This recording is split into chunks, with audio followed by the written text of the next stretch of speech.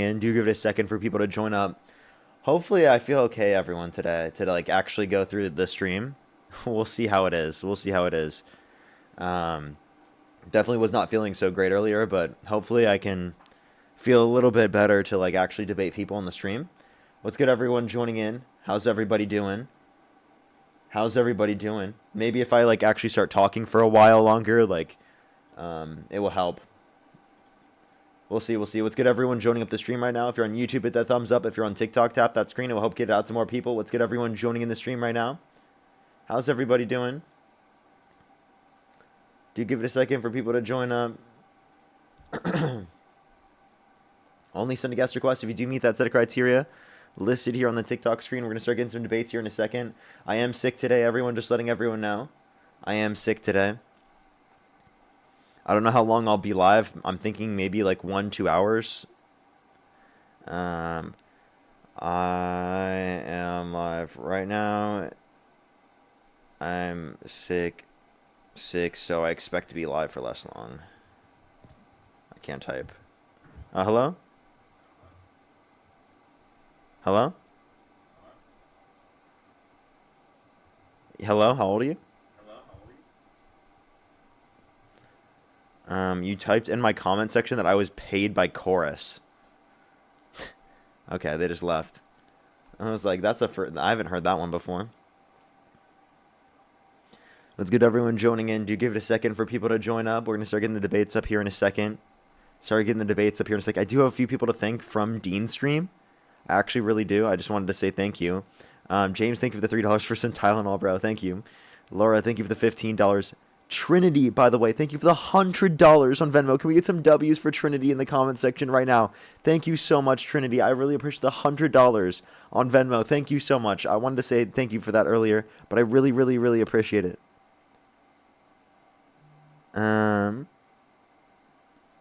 Do give it a second. Do give it a second for everyone. Wait, I just saw this now. Did someone mean to refund?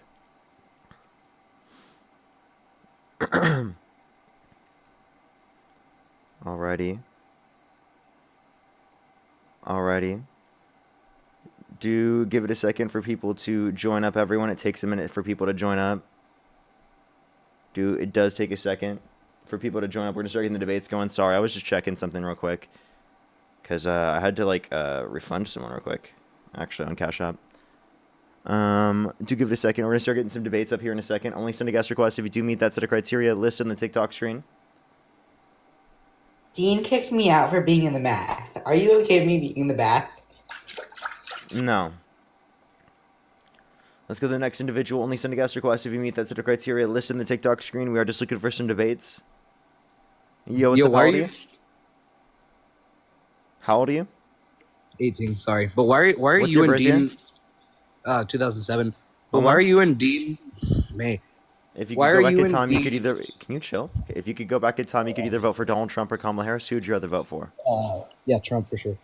Okay. Why do you Can I support ask you Trump? why? Can I ask you why you and Dean are ducking Myron Gaines? Myron?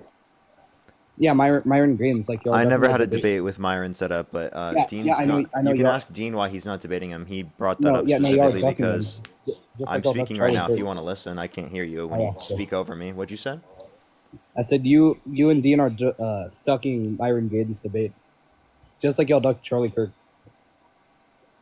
Me did? I did? He was the one who wouldn't debate us. If you want to reference Myron Gaines, I've never had a debate set up with Myron Gaines. Yeah, I've I know. never 'Cause even you're engaged ducking with him. him. There was no ducking. I never have You're even been ducking offered. Myron Gaines. Let's stop lying. Can you chill out? Is that okay? Yeah, sure. I genuinely want to be able to respond. You have to like let me respond. Is that okay? Yeah, sure. I got you. Okay.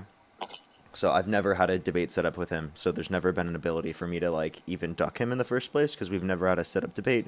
He's never asked me to debate. We've never had that set up. Secondly, if you want to reference Dean, Dean specifically did that because he doesn't think that Myron will engage in productive debate, and that was based upon a Twitter space that he saw like quite right before they were about to do it, where essentially Myron was just like using slurs and insulting people and not engaging in any type of like productive dialogue. So, if he offered to debate you, would you take it? I think he's pretty insane. If he offered to debate me, I would debate him on why he supports Trump. I think, and I would dunk on Okay, him. so, oh yeah, for sure. And also, are you sick right now? Am I sick? Yeah. Oh, okay. Well, I'll dip my dick in some NyQuil so you can suck on it. See ya. What? What the fuck? What'd you just say? That was so weird, bro. Let's go to the next individual. Only send a guest request if you meet that set of criteria listed on the TikTok screen. We are just looking for some debates.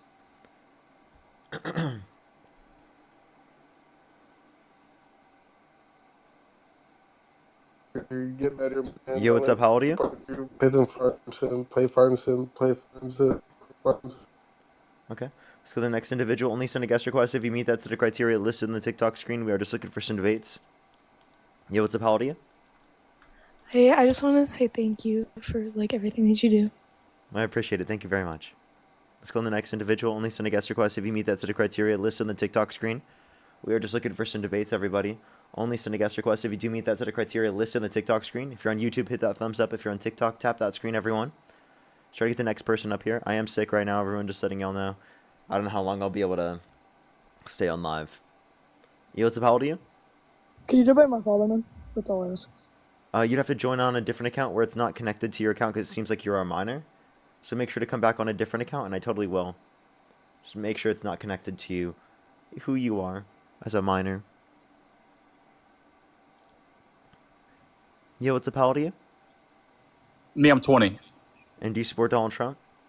I do. I support Donald Trump Okay. And what's your strongly birth and year? proudly. 2005, And what month? January. And you said you're 20 again? I'm Right. 20. Yes. Okay. And if you could go back in time, you could either vote for Donald Trump or Kamala Harris. Who would you rather vote for? So I actually did vote for Donald Trump in this past election, and I Right. would again. I would vote for Okay. Donald Trump every time over. Okay. And I'll tell you why. For sure. I have a few people to thank first, and then we can move on to our conversation. Chris and Jackie, thank you so much for the $5. I really appreciate it on Venmo. Thank you. Kelsey, thank you so much for the $20. I really appreciate it. Thank you so much. I really appreciate it, Kelsey. Thank you so much for the kind words. I really appreciate it. Thank you very much. Put some W's for Kelsey in the comment section as well. Thank you very much. I really appreciate it. Thank you. I definitely will make sure to do that. I definitely will make sure to do that. Trinity as well. Thank you for the $25. Thank you so much. Really appreciate it. Thank you. They said go rest after 1 hour. I probably will if I need to for sure. Which I'm feeling like I probably might. Kara, thank you so much for the $12 on PayPal as well. Thank you so much. I really appreciate it, Kara. Thank you. Get some W's for Kara in the comment section right now. Thank you. All right. So why do you support Trump? Okay, so first off, I'd like to say I'm sorry that you're sick. I hate to hear that. But I support Donald Trump because, well, one, let me start out with this. The first time he was elected, I got my license, at 16 years old, and gas prices. I was filling my car up for $30. Now I'm filling my car up for $50, and that the prices are going down under Trump, but he made the country economically far better than it was before him and during the Biden Kamala administration. And also, I would like to say the borders. I would like to bring up the borders and about mass deportation. I support that fully because if you're not from this country and you're not a citizen, then you shouldn't be here. There's legal ways, correct ways to be here, and you can't just hop in a different country because if you were able to do that, that just creates chaos and you have no control over your country. Okay. So in terms of gas prices actually have gone up since Trump got in office, according to the Energy Information Administration. And if you look at prices across the entire economy, we've seen actually an uptick in prices at a higher rate than what we saw under the Biden administration at the very end. And it's trending up because of Donald Trump implementing tariffs, which put upward pressure on prices, alongside the fact that we've seen decreasing jobs numbers, increasing unemployment, lower real GDP growth, and overall worse off conditions for the economy since Trump has got into office. Alongside the fact that the borders, I would say, weren't caused by the Biden-Harris administration. I think that's due to economic insecurity that existed around the world because of global inflation, which, due to economic insecurity, people fled to the United States. right? And I think that's the basis for why there were more people going into the United States. At the end of the Biden-Harris administration, we saw a similar level of daily crossings comparative to the end of Trump's first term. We actually saw less. Okay. Well, let me bring this point up then. I see what you're saying because so me personally, I'm from Memphis, right? And I have 2 points to make here. Gas prices here specifically, or I see them going down quite frequently. The beginning of last year, they were $3-ish. It was $3 a gallon. Now I can go and get gas for $2.30. You know what I mean? And they're steady going down around this area. And also, I would like to bring up the point of, since, like I said, I am from Memphis and the National Guard being here, I fully support that too. It makes me feel way safer here in the city because before it was just absolute chaos and terror. But since the National Guard has been here, they have done nothing but help and made me feel safe. How do you feel about that? So a few things there. I think that if Trump wanted to address crime in the country, he would have sent the National Guard there first, comparative to sending it to areas around the world in which, or not around the world, around the United States that are in democratically controlled states where there would have been a constitutional issue with doing so.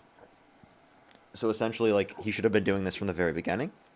And secondly, So you think it's a good thing? they have a limitation in terms of being able to arrest people, and how they can actually enforce the law. They're kind of just like a presence there, alongside the fact that we really wouldn't see a benefit from them in the long run unless you keep them there. Otherwise, they wouldn't have a reduction on crime, because you're saying that the implementation of them going there reduces crime. So if they're not there anymore, that crime would just come back, as that enforcement mechanism isn't there anymore.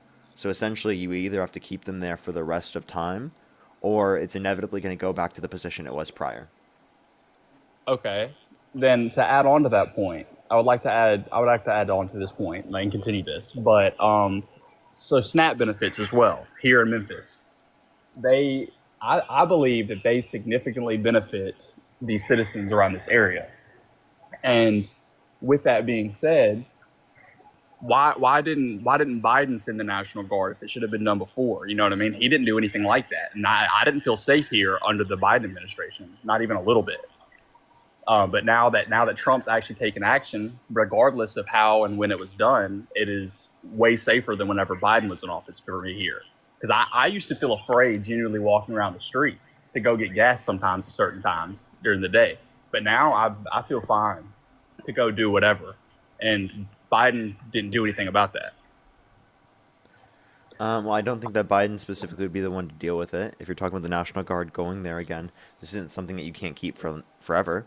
So either you're going to advocate for a National Guard police state, or you're going to have to acknowledge that this is just going to be temporary. See, but Trump is the one who directly had to do with the National Guard coming here.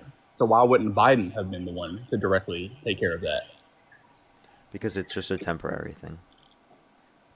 This isn't Okay. a long-term thing. Yes, but would you agree that a temporary fix is better than no fix at all? And under 2024, the murder rate continued to decrease, reaching a 6-year low. This is in Memphis. Correct. So But why didn't Trump do it under his first term? I'm not Trump. But what I will say is that he did it now. And so, but like I said, do you not think that a temporary Wait, no, fix so is then, better like, than no fix if at all? if he didn't do it under his Because first term, Biden and yeah, did he nothing. could You know have, what I then mean? if he didn't do it under his first term, and he could have, he did nothing under his first term, right? For that, in this specific case, no. Okay. So then, like, wouldn't you view him the same as Biden in that context? Well, here's the difference, though, because Trump did do it the second time. You know what I mean? And so, with that being said, he thought about it because the first time it was his first time being president. There's a lot of things going on.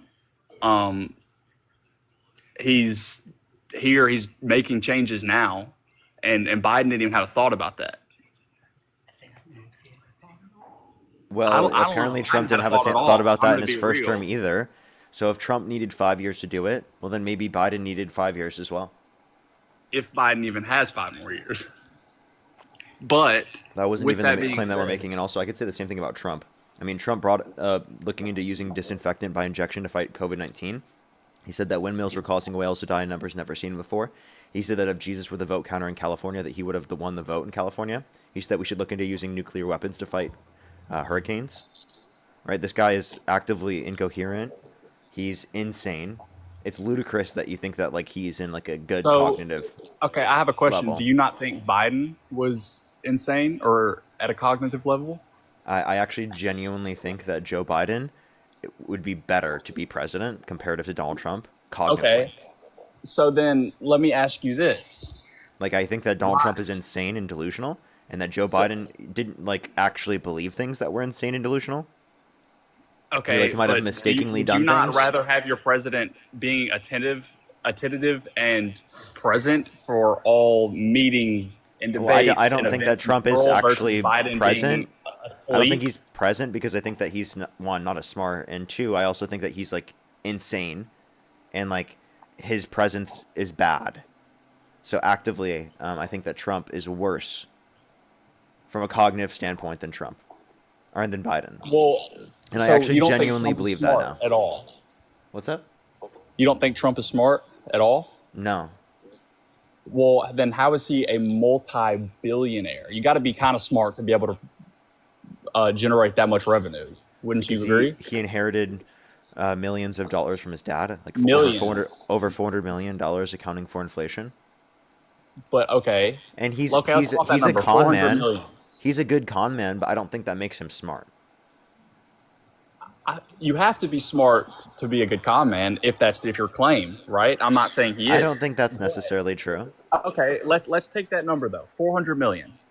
Do you think you could take 400 million dollars and turn it into billions in the time he did? Yes or no?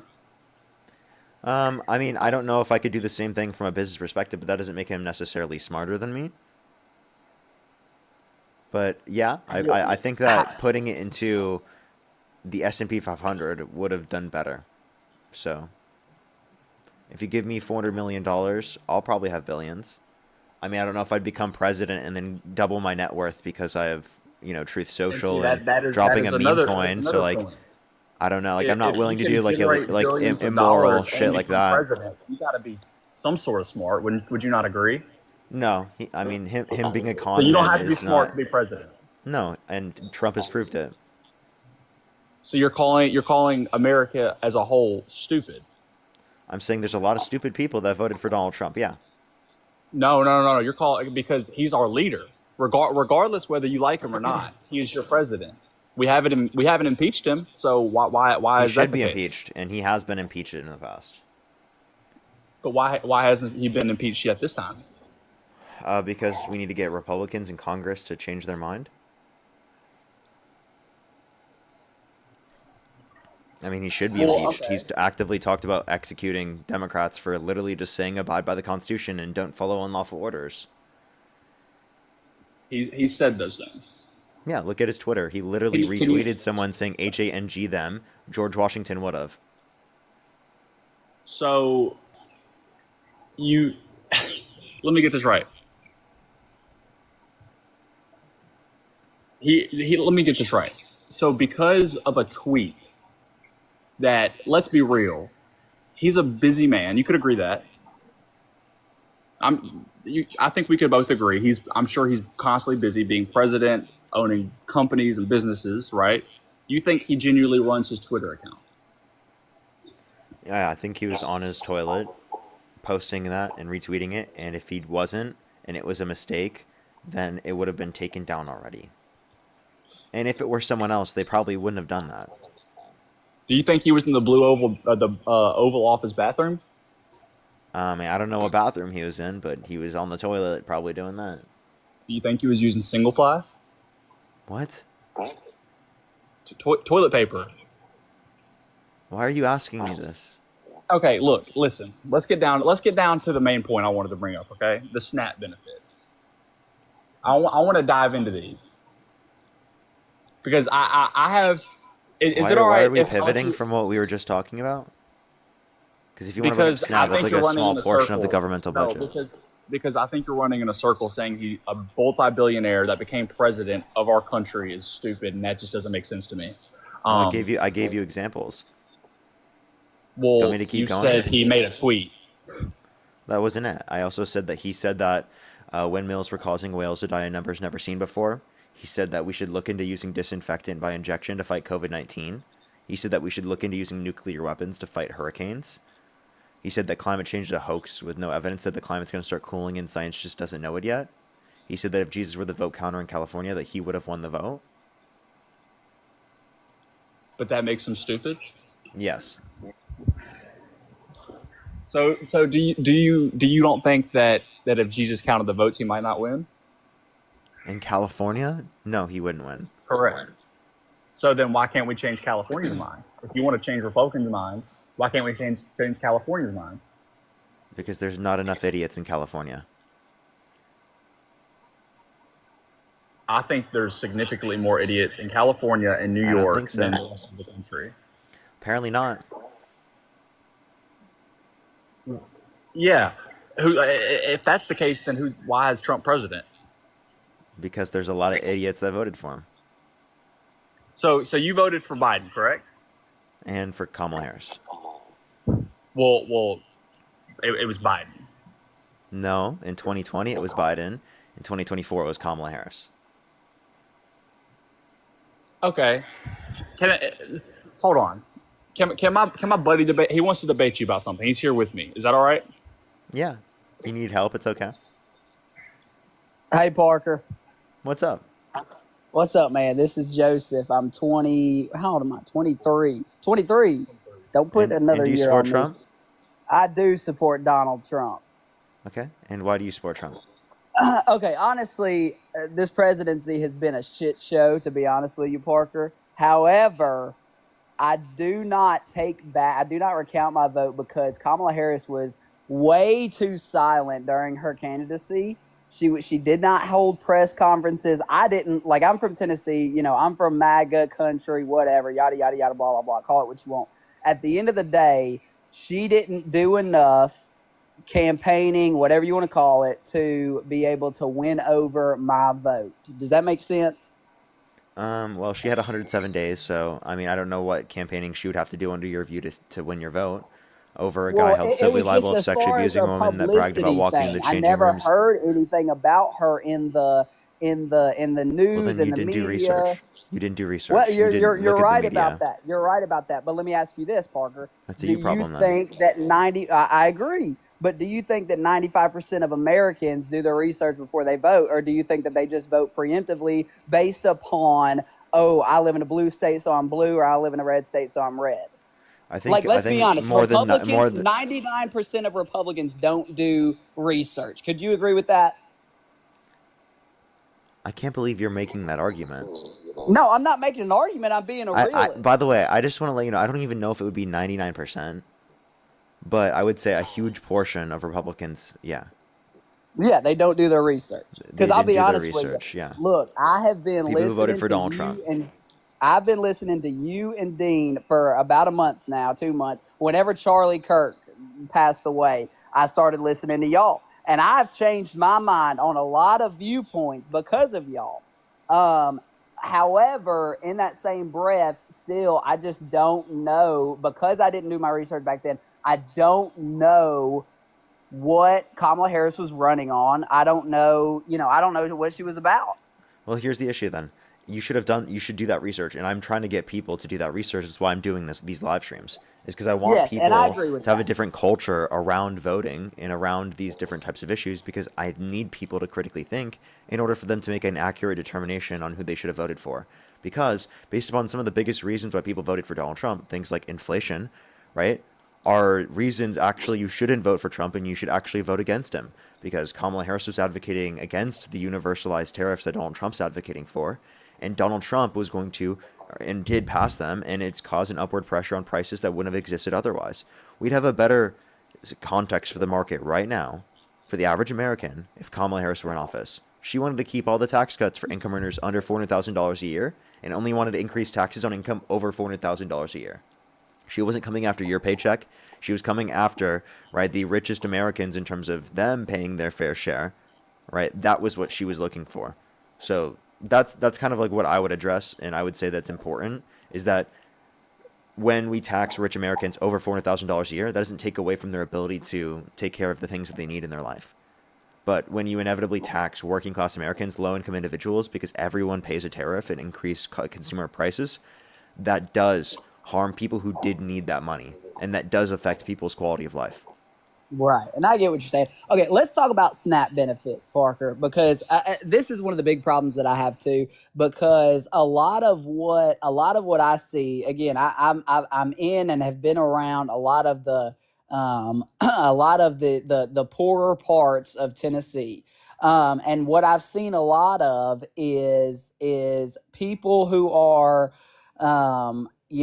having all these kids and they get all these food stamps, and then they'll go around and sell the food stamps, to their friends, to their family, whatever, and cash, put money in their pocket. So my problem with that is that they obviously don't need, $1,200, $1,300, $1,400 a month of food stamps if they're going around and selling them for, selling $1,400 worth of food stamps for $500, whatever. You can't convince me that these people that are out here driving Camaros need food stamps. You know what I'm saying? In order to survive. Does that make sense? People do need food stamps to survive, and you're talking about maybe one or two people that have access to food stamps that don't deserve it. Maybe that exists, right? Or a few people. It's not a huge portion of people. I think it's bigger than you I don't think that you could say there's one person that doesn't deserve it. There's a few people that don't deserve it. That means you want to kick off so many people that do deserve it. No, I agree with that. I think that there's a better way to regulate and kind of. I want to keep going. Okay, go ahead. People aren't just getting like $1,400 a month, right? That is not how much people are getting for food stamps. They are getting hundreds of dollars a month to supplement their access to food. Can some people in these circumstances get that and they specifically try to sell it for other things? Yes, that can happen. But again, that doesn't mean that in most circumstances people are getting this wildly absurd amount of money from the government, not working and just getting that, because there is a work requirement on food stamps. You, and you could probably educate me on this a little bit. Can I ask you, it varies based on household size, right? Yes, the amount of money that you get varies. How many kids do you you know have? those conversions off the top of your head or no? I don't know. Okay, because one specific case that I'm talking about, this lady has like 8 kids. She gets like $1,600 a month, and she's going around selling them like it's a magazine or something, man. Okay, so so like it's just an anecdote that you're providing in this circumstance, and you're saying because of an anecdote, that one circumstance, that means that you want to cut millions of people off their access to food stamps? This is 2.5 million people off their access to food stamps on an average every single month, and it's over 420,000 children from their access to free school lunch and breakfast on average every month. Yes, and I so don't you're harming agree. children too when you reduce. Right. Hold on, listen. You're harming children when you reduce access to SNAP and through the big beautiful bill. Right, and I get it, and I don't want you to think that I fully agree or agree much at all with Donald Trump doing what he's doing, or as far as the way that he's going about it. But I do think that there's a way to where everybody can win. Those who need them can get them, and those who don't need them, those are the people that I care about getting off of them. You know what I'm saying? And I think that you would agree with that. You're against Trump. You called him a con man. You say this, you say that. Like, I think that you would agree that those people who are taking advantage of the system deserve to be kicked off of it. Yeah, I just don't think it's a high proportion of people specifically that are on it. I think there's probably maybe a few people that you could point to that like. Wait, hold on, listen. Portion I think that matters. Listen. I think there's probably a few people that you could probably point to where they don't need it, but in general, I think people do need it. Also, this is a very small portion of the budget. Okay? Very, very small portion of the budget. I don't know why you're pointing to this, acting like this is the biggest issue, and not looking at the corporate subsidies, not looking at the massive investments into our military, not looking at how much money we put into all of these other things, right? Fossil fuel companies, etc., that are not helping you. The massive tax breaks for millionaires and billionaires. right? You understand Yeah, that and doesn't help I'm you, not and all of necessarily that money, saying. no one's looking at it and being like, oh, they don't need this money. Well, you could say that about billionaires. Billionaires don't need the money, and yet you're sending it to them, right? You know who does need the money? People getting access to food that are not going to be able to get access to food because of your limitations on the food stamps. Yes, and I think that you're doing the same thing that I'm doing, is picking a very small percentage of people, right? Like you're talking about oh, billionaires don't need the money. Yeah, no, yeah, billionaires don't need more money and don't need tax cuts and yada yada yada blah blah blah. But that's a very small percentage of the world. I would beg to argue. I would argue the fact that I would argue the fact that there's a larger percentage of people taking advantage of the system than there is billionaires in this world. Hey, can I hop in here real quick? So I've thought about this a little bit. I don't really think that using an example of individuals selling food stamps is too good to demonstrate like fraud that would justify taking food stamps away. Because think about it this way. Point number one, when somebody's selling their food stamps, what that demonstrates is not that they don't need the food stamps.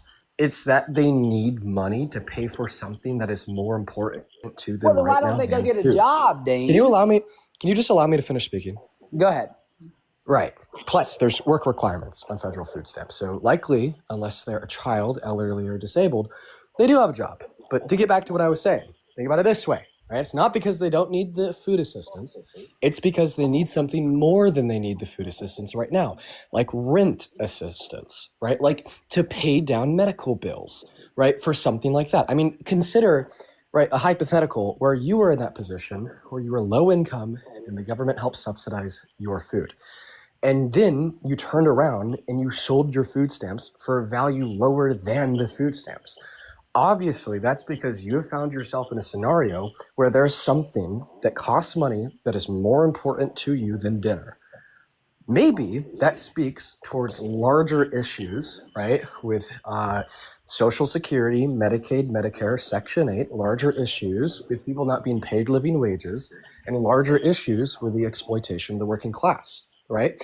And then on the other end of that, the person that is buying the food stamps, I mean, you also have to be in a pretty bad financial situation to be willing to buy someone else's food stamps to help get a dinner for you, get dinner for your children, right? Which speaks towards another issue of maybe the eligibility for these social safety nets are a little bit tighter than they should be.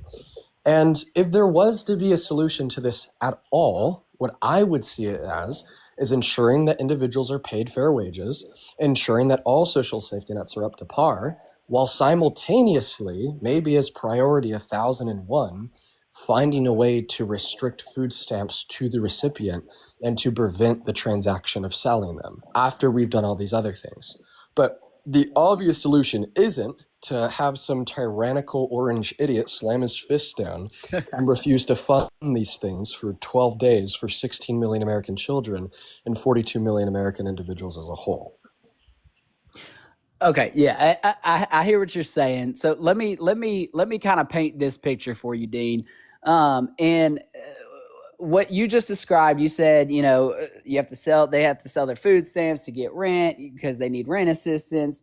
But doesn't the government provide that as well? There's Section 8 housing, there's food stamps, and then you said to pay off medical bills. That's where Medicare, Medicaid come in, like you know, Obamacare. That's where those things come in. Like people have these low income individuals that you're talking about. They benefit by not having a job. The middle class people benefit less from the government than the low income people do, and I don't think that that's right. You know what I'm saying? Well, point number one, right, if you listen to my response at all, I went over how maybe we need to make our social safety nets better because in many scenarios, they could be limited and restrictive. Sure. And second of all, right, I would be hard pressed, right? I would truly, right, be bamboozled if you could find, right, any evidence for a nationwide epidemic of like low income people that can work but willingly choose not to, that instead choose a life of selling food stamps to get some money this day to help put towards their rent or medical bills, while then retaining some other food stamps to ensure that they could eat this day but not the day after that, right? So on and so forth. like humans are empirically rational. We want to flourish, we want to be happy, and I understand that some people have traits of laziness, but I just don't think enough people are truly lazy enough, right? In the sense of wanting to work a job to rather opt for this incredibly hard life that I just described in order for it to be some like nationwide epidemic calling for the immediate expulsion of these social safety nets that in all reality only generate better economic outcomes for the country as a whole, because every dollar that we spend on food stamps generates $1.80 of economic activity while also ensuring a launch pad that helps low-income Americans become higher-income earners. The reduction of social safety nets, the people that are on them, and their impact on society from the right to this picture of nothing but laziness and joblessness, and the lack of disability, addiction, or life problems that are more complicated than just getting rid of the social safety net as a whole, is harmful propaganda that continues to get you to vote for their side, even though they're truly doing nothing to fix it. And maybe we could wrap this back into a point that your friend had made earlier of how he thinks that the people in blue states are more idiotic than the people in red states. Well, in blue states, people do have a higher IQ and a higher level of education on average. So I don't know if that's too true. Sure. Okay. So let's see. I had something on the tip of my tongue I was going to say, but I forgot it.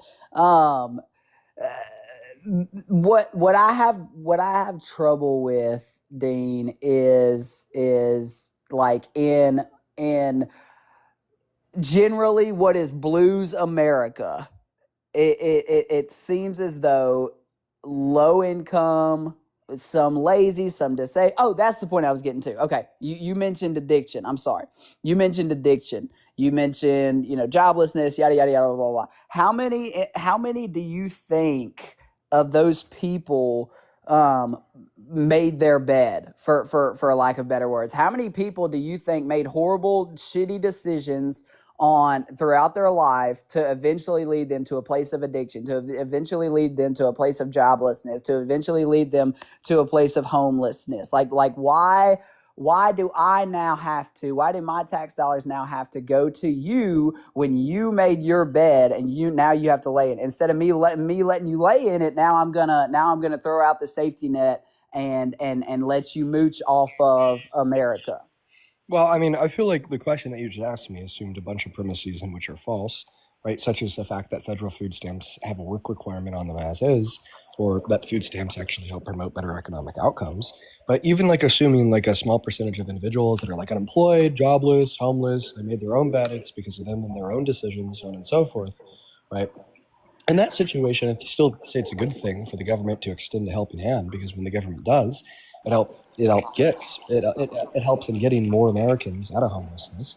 It helps in getting more Americans out of like unoptimal like conditions and poverty, and it helps get more Americans into the working class, which inevitably generates better economic outcomes for the country as a whole, and by product benefiting you in the process.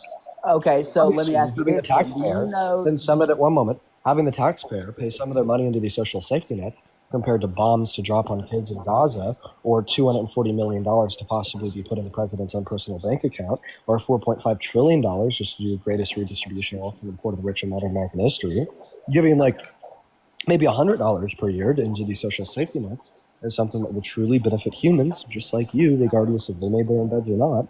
It'll truly benefit their children, and it'll truly benefit the country as a whole, in turn, making better economic conditions for you yourself to flourish.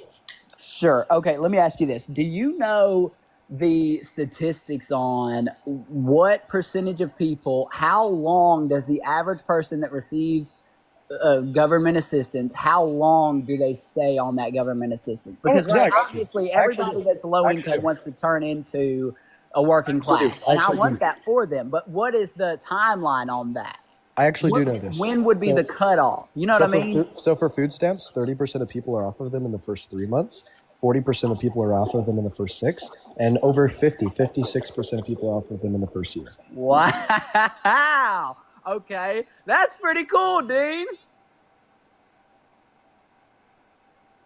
It is. I didn't know that. I didn't know that, Dean. I didn't know that. That really does demonstrate right, that individuals use food stamps as a social safety net. Because, and Let I'll them just tell launch you, and I'm themselves sure into you high know income. this, because in MAGA country over here, the perception is that these people are getting on food stamps, staying on them for God knows how long, and just living off of the government solely for the rest of the. I didn't know that within a year, 56% of people that have gone on food stamps are now off of food stamps. That's incredible.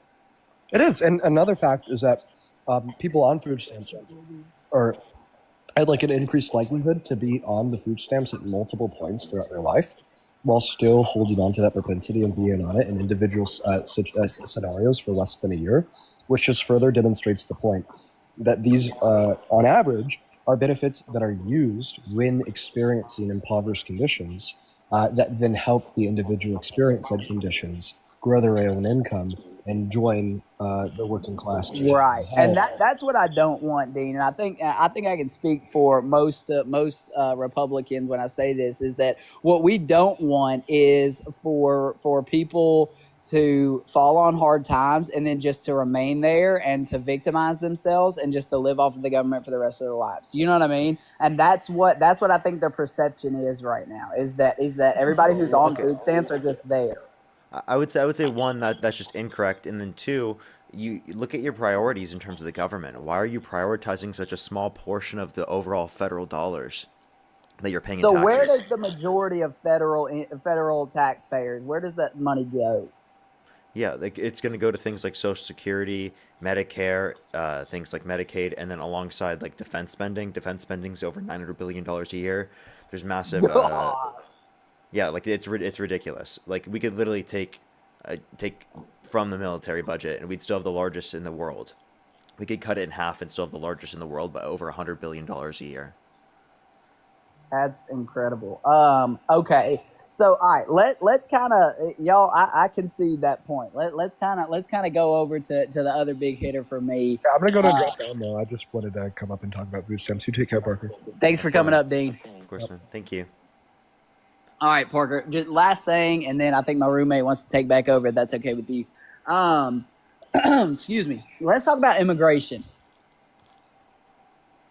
Okay, go for it. So, what I don't like, I'll say I'm kind of in the middle on this one. I don't like the fact that people have and under anybody but Trump, it seems, are actively just walking across the border illegally. I don't like that. I also don't agree with the mass deportation so much. I don't agree with the way that ICE is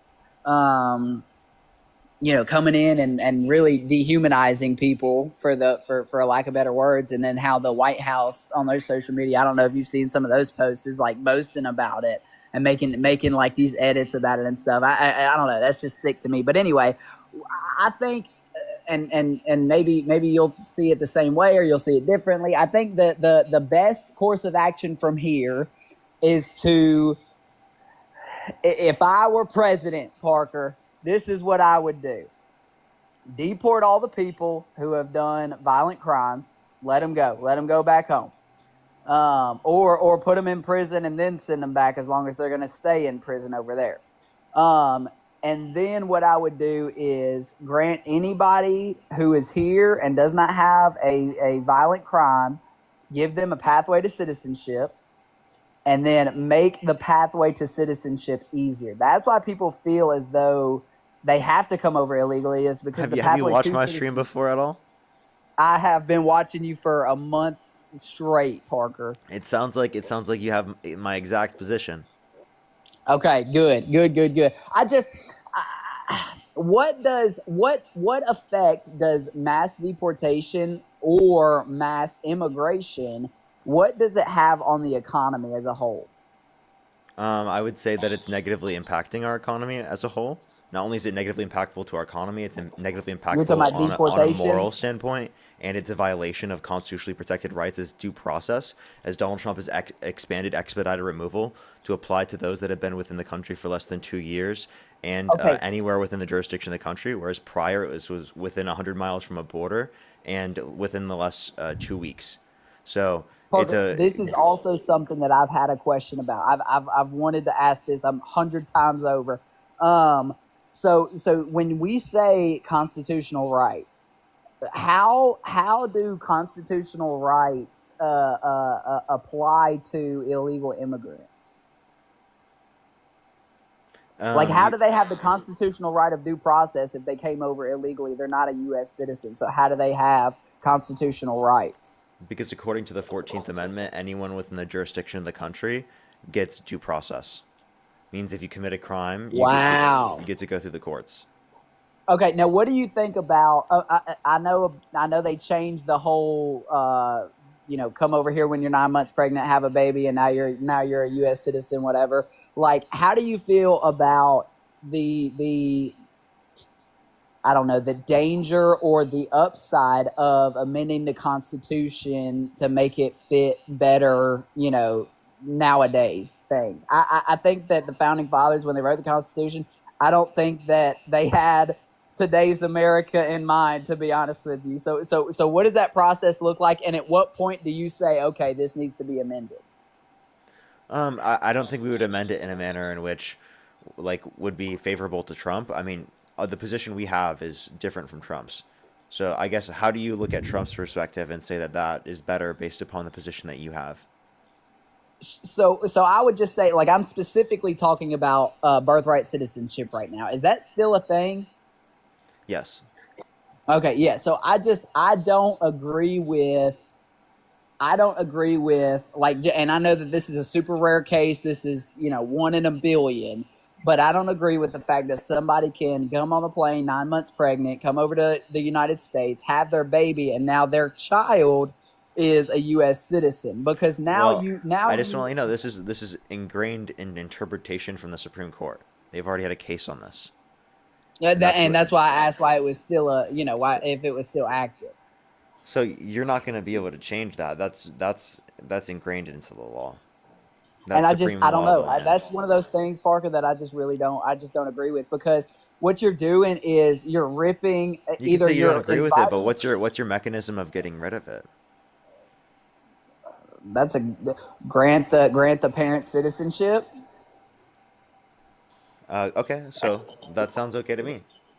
Yeah, yeah. That But my that problem sounds with like it you're is okay with not that we birthright have. citizenship then. Yes, my problem is not that we have a new American citizen. My problem is that now the parents have to fight like hell to get citizenship. I don't think people should have to. I think it should be a quick legal process, which is something that Republicans disagree with. They're the ones that Right. want to make it harder for people to get into the country.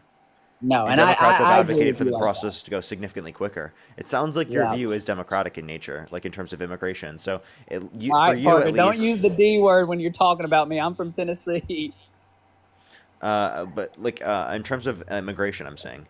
And I mean, what other perspective would you say you support Trump on? Because it seems like if you talk about immigration, you're going to lean towards Democrats.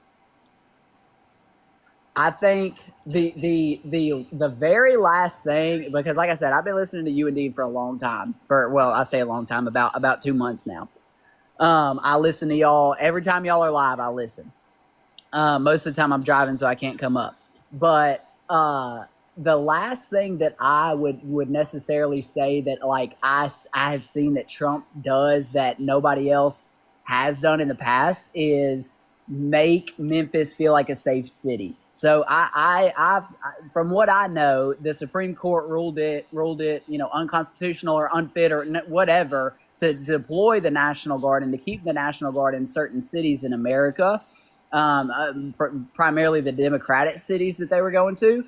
My problem with that is you can say that it's not too far gone to where we have to have the National Guard there, but no member of the Supreme Court will walk around at 12 o'clock midnight in one of those cities without security. You know what I'm saying? And that's what my big holdup was with the Supreme Court ruling that, if they even did rule that. I may be ill-informed in that. But that these people that are saying, oh, Memphis isn't that bad, you don't need the National Guard there. Okay, come walk in Memphis then. Come walk in Memphis in the middle of the night with no gun on your hip and no security with you, and see how So, safe you so feel. then here's my question: would you like to perpetually keep the National Guard there? I wouldn't say so. I think there needs to be, and this you're going to call me a Democrat again. There needs to be some form of gun regulation. Too many people are getting. Can I say the G word on TikTok Live? Well, yeah. I mean, we could just say pew pew, but like, I mean, if you Okay. believe in pew pew control, then you definitely don't agree with Trump, right? And Republicans. I agree in the right to bear arms. I don't agree that when I turned 18, I went and bought a pew pew and they did like a piss poor background check, and now I just have an assault rifle. You know what I mean? I don't agree with that. Yeah, like, you know what I mean? Like, so that you sound like I mean, you said I was gonna say this, but it's true then. I mean, that sounds like you agree with Democratic policy. So then, like, I guess what is the reason why you support Trump? Because again, if we're talking about the National Guard, I was asking you, would you keep them perpetually forever? And You can't. you You can't. can't keep that. You can't. So You so can't. I would inevitably say yes. speaking, are I you would say saying that it's yes, gonna but you just stop? can't financially. Yeah, it's So gonna stop, and then crime's gonna go back up. This is a band-aid on a bullet hole, Parker, and it's all it is. And I know that. You know that. All of Memphis so knows so that. so so then what are you trying to do to specifically address like whether or not you could reduce it from that standpoint rather than saying that we should just have like a police state? What I'm saying right now, this is I can only live in here and now, right? Like I said, I don't do nearly as much research as probably half the people in this live. But what I know from personal experience is, sorry, You Parker, cut out. I accidentally pressed the camera button. What I know from personal experience is that Memphis feels safer now than it ever has in my 23 years on this earth. Okay. So, but like again, what do we take from this? You understand that like either you're going to keep them there perpetually forever, and also you can't deploy them everywhere in the country, right? There's No, not an and I ability to agree with deploy the that. I National Guard agree with that, everywhere in the country. but I think that okay. Then let me ask you this: why is crime so bad in Memphis and it's not so bad everywhere else? Why was You Memphis, Tennessee wait. listed as one of the That's something that world's? you would have to determine from your perspective anyway. I don't know why you're asking that question. That's Well, a I separate know, but question. I only brought that up because you said you can't deploy the National Guard in every city, and I agree with that. But every city doesn't need the National Guard deployed. Okay, so you're saying some do. Some do, Okay. yes. However, but no, I wouldn't say that that's again. It's a band-aid on a bullet hole. It's not a long-term fix. How long can America pay to have the National Guard stand around on Beale Street in Memphis and literally just stand there and look? Yeah, that's what they're doing because they don't really Yeah, have no, much of an ability to do much else. right. It's just a fear factor. But anyway, ultimately, what I'm saying is that okay for in my 23 years, other than a couple, let's say a 75-cent swing one way or the other on gas prices, I've never seen the president of the United States impact my personal day-to-day life. Okay, I've never, I'm 23. I Do you have wasn't. I are wasn't. you gonna have children? I am. Yeah.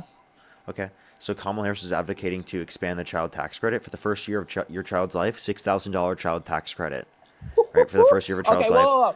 Who's paying 3,600 for that? through them being 5 years old, 3,000 through them being 18. It's 2,000 currently under the current tax policy right now. Trump's also imposing tariffs on you that are going to impact your consumer products, things that you're going to have to buy for your children, for your family, for the things that you need in your life. Right? Everything's going to be more expensive and has been more expensive because Donald Trump has imposed tariffs. So you understand that it actually does negatively impact you. You're just not able to at least understand why, because it seems like you're not understanding of what her policies were. This is one of her main policies. Also, a $25,000 tax credit for first-time home buyers for new homes. So if you wanted to buy a new house, right, in a place that you want to live with your family, right, she was wanting to literally provide not only a child tax credit, but also a housing tax credit to help you do that. So you say that, no candidate specifically done things that would help you in your personal life. This would. Okay. Now, all I can say is what I've already experienced. The only things that I can base inform my opinions is what I can already experience. What do you think? Let me ask you this. What do you think Trump's big goal was in implementing these tariffs?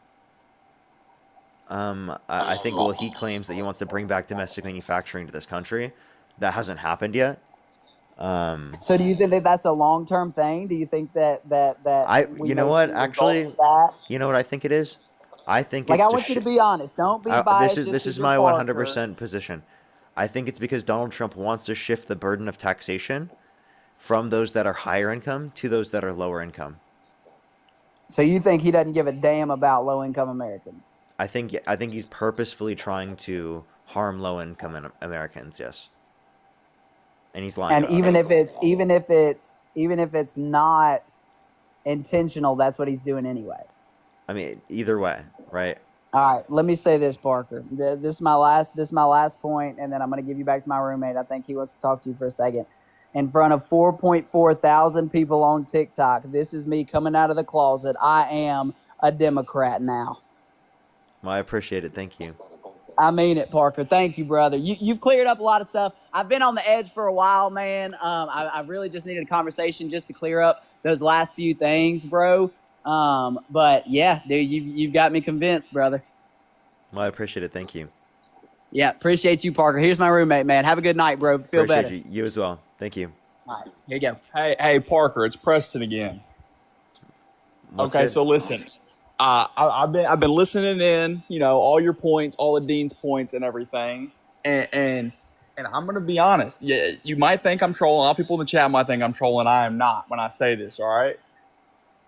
Y'all make very solid arguments and solid points. A lot of the statistics y'all brought up, the numbers and different specific groups of people in different scenarios, I did not know that as well, right?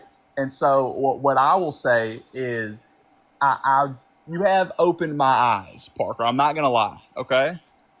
To the real what America's going through today, okay? Because I'm gonna be honest.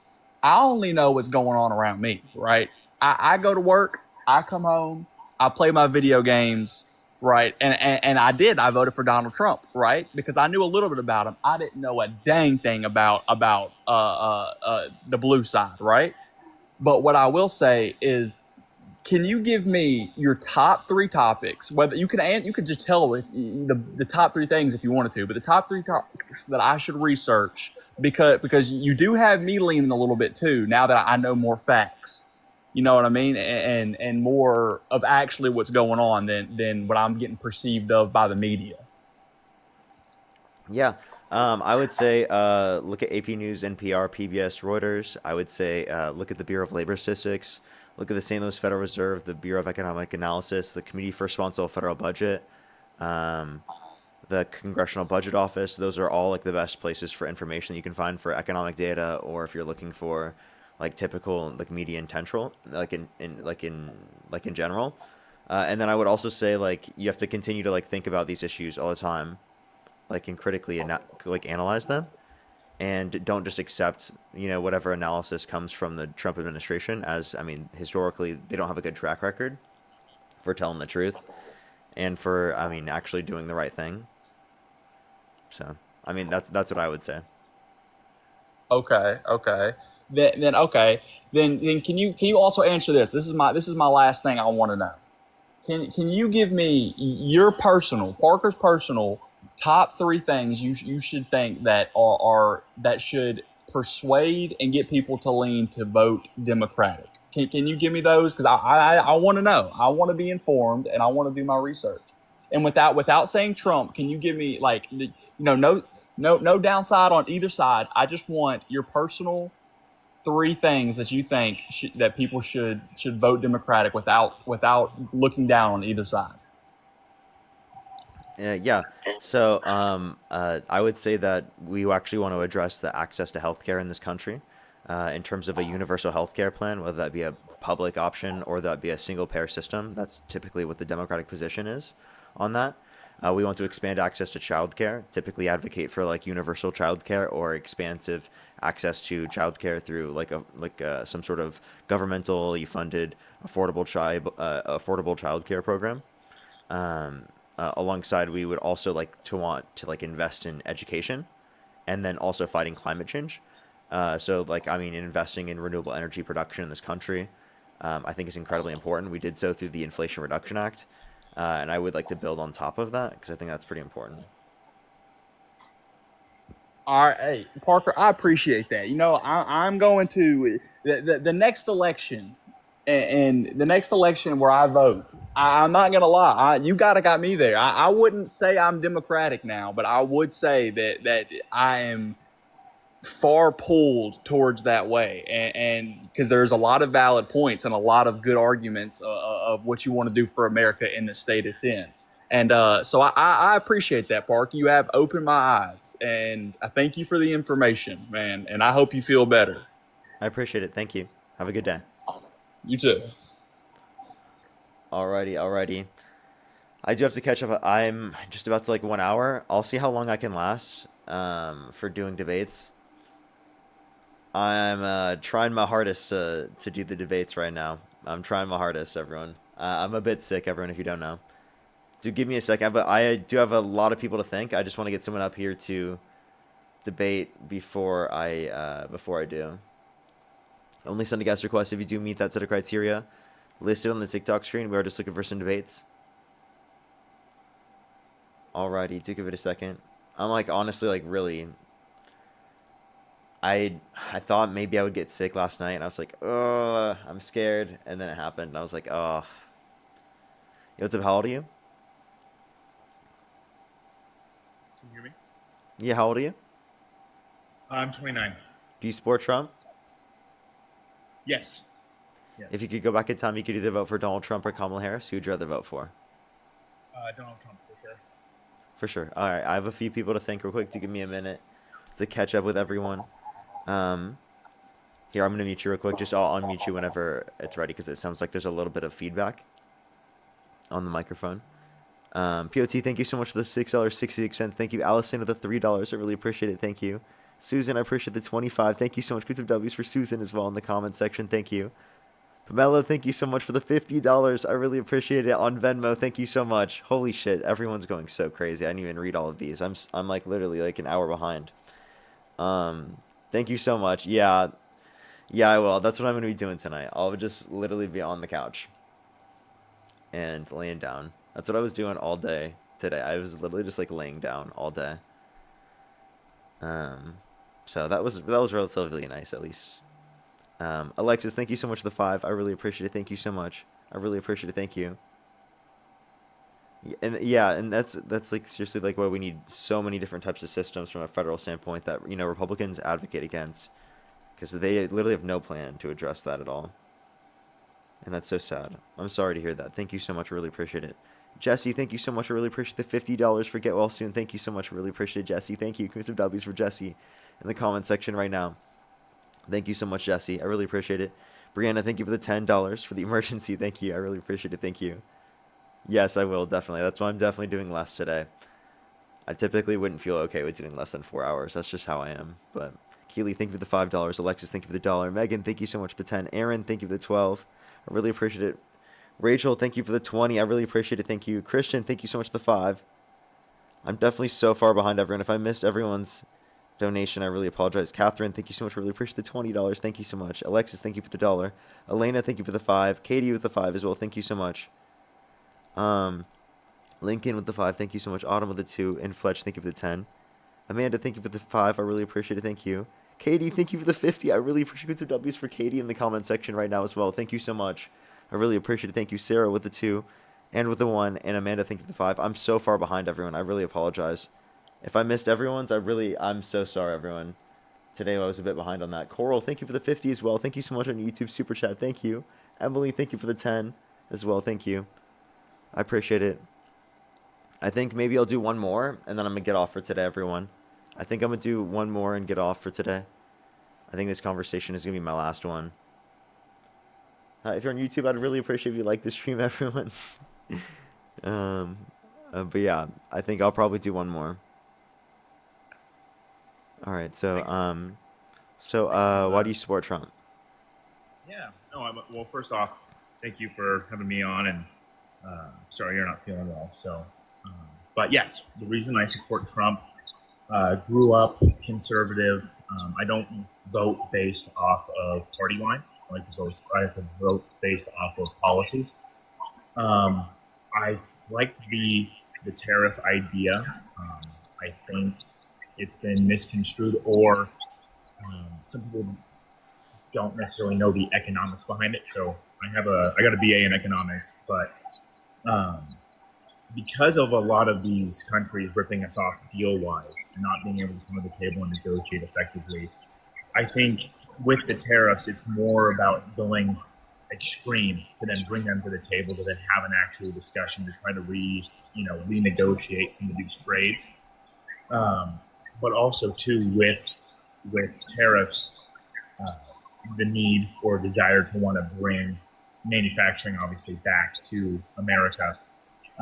Now what we're seeing a lot of companies do is say, well, because we're getting hit with these tariff prices, now we're going to increase our prices.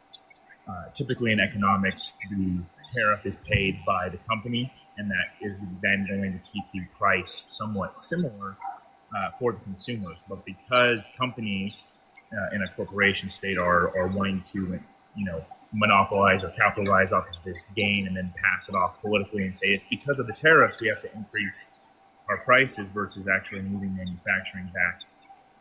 That to me, I'm sorry, my audio is bad. I'm just on my. You might have to turn off your Bluetooth. Oh, good call. But yeah, there was a lot of different policies. I think trying to, create a smaller government. You may not agree, or you may you probably disagree with the overturning of Roe v. Wade. I think having less federal, government policies and having more state-based policies is more beneficial, just because there are so many different subcultures amongst the different states. You don't want to say something that's good for Californians is going to be good for Wyoming or Tennessee or Seattle. So I think that reduction of large government is a good point. But there's tons of different reasons why I voted for him. But wanted to let you jump in. A few things here. I would push back on the idea that we're getting quote unquote ripped off, and also like that these are reciprocal, or like trying to get us to like negotiate for the benefit of the American people. One, because Trump just recently reduced tariffs on Switzerland because they gave him a Rolex clock and a gold bar. Yeah, I'm not necessarily sure. Obviously, there are things that are going on behind closed doors. I think the media does a good job of painting certain things in a certain light to produce a certain narrative. He may have gotten those things, but there perhaps is a different trade going on in the background that we're not necessarily let in the loop in yet, which is more than likely what is happening. Okay, so there's just like some magical possible explanation, or it seems No, like to me I that don't he's clearly necessarily accepting think. it. Does at least seem to be that he's accepting a bribe? I don't necessarily think so. I mean, they're more than likely, as you know, in politics, there are things that go on behind closed doors, and just because the optic is going to be that way, it doesn't necessarily mean that is the truth. Things Well, you could tell obviously me take time within government. What did we get out of reducing the tariffs? What I'm saying is I don't know this topic off the top of my head in terms of that specific instance with Switzerland, but what I'm saying is just take it for face value with the optic of, well, they gave me a gift, so now I'm going to drop the tariff. Obviously, that if that is the case, then that is to be criticized, but I don't necessarily believe that is the case. I think as time goes on, we will find out the inner workings You're not of that sure yet deal. because you haven't looked into it yet, so maybe you might refrain from. Well, making no. What I'm determination saying on is that, we don't have full transparency in government from everything that's going on from a day-to-day basis, right? We usually find things out after the fact or once things have closed. So I'm sure that there is going to be some news of a deal being brokered between that, whether there is some trade compensation. I don't think it would be primarily based off of some kind of trade. But I will be the first one to say that if that is the case, that is a criticism that I would have with someone doing that. I wouldn't sit here and say, that's okay because it's him. Absolutely, we'll call balls and strikes. Okay. Yeah, so, and that would indicate that he would not be negotiating for the American people, but instead negotiating for bribery for himself. If that was the case, then yeah. But more than Sure. likely Can with I? with a trade like that, there's obviously going to be news of something coming in the back end. Yeah, okay. So I also wanted to address other claims that you made. So in terms of the bring back manufacturing, since Trump's got in office, we've actually seen a decline in real domestic manufacturing investment within the country.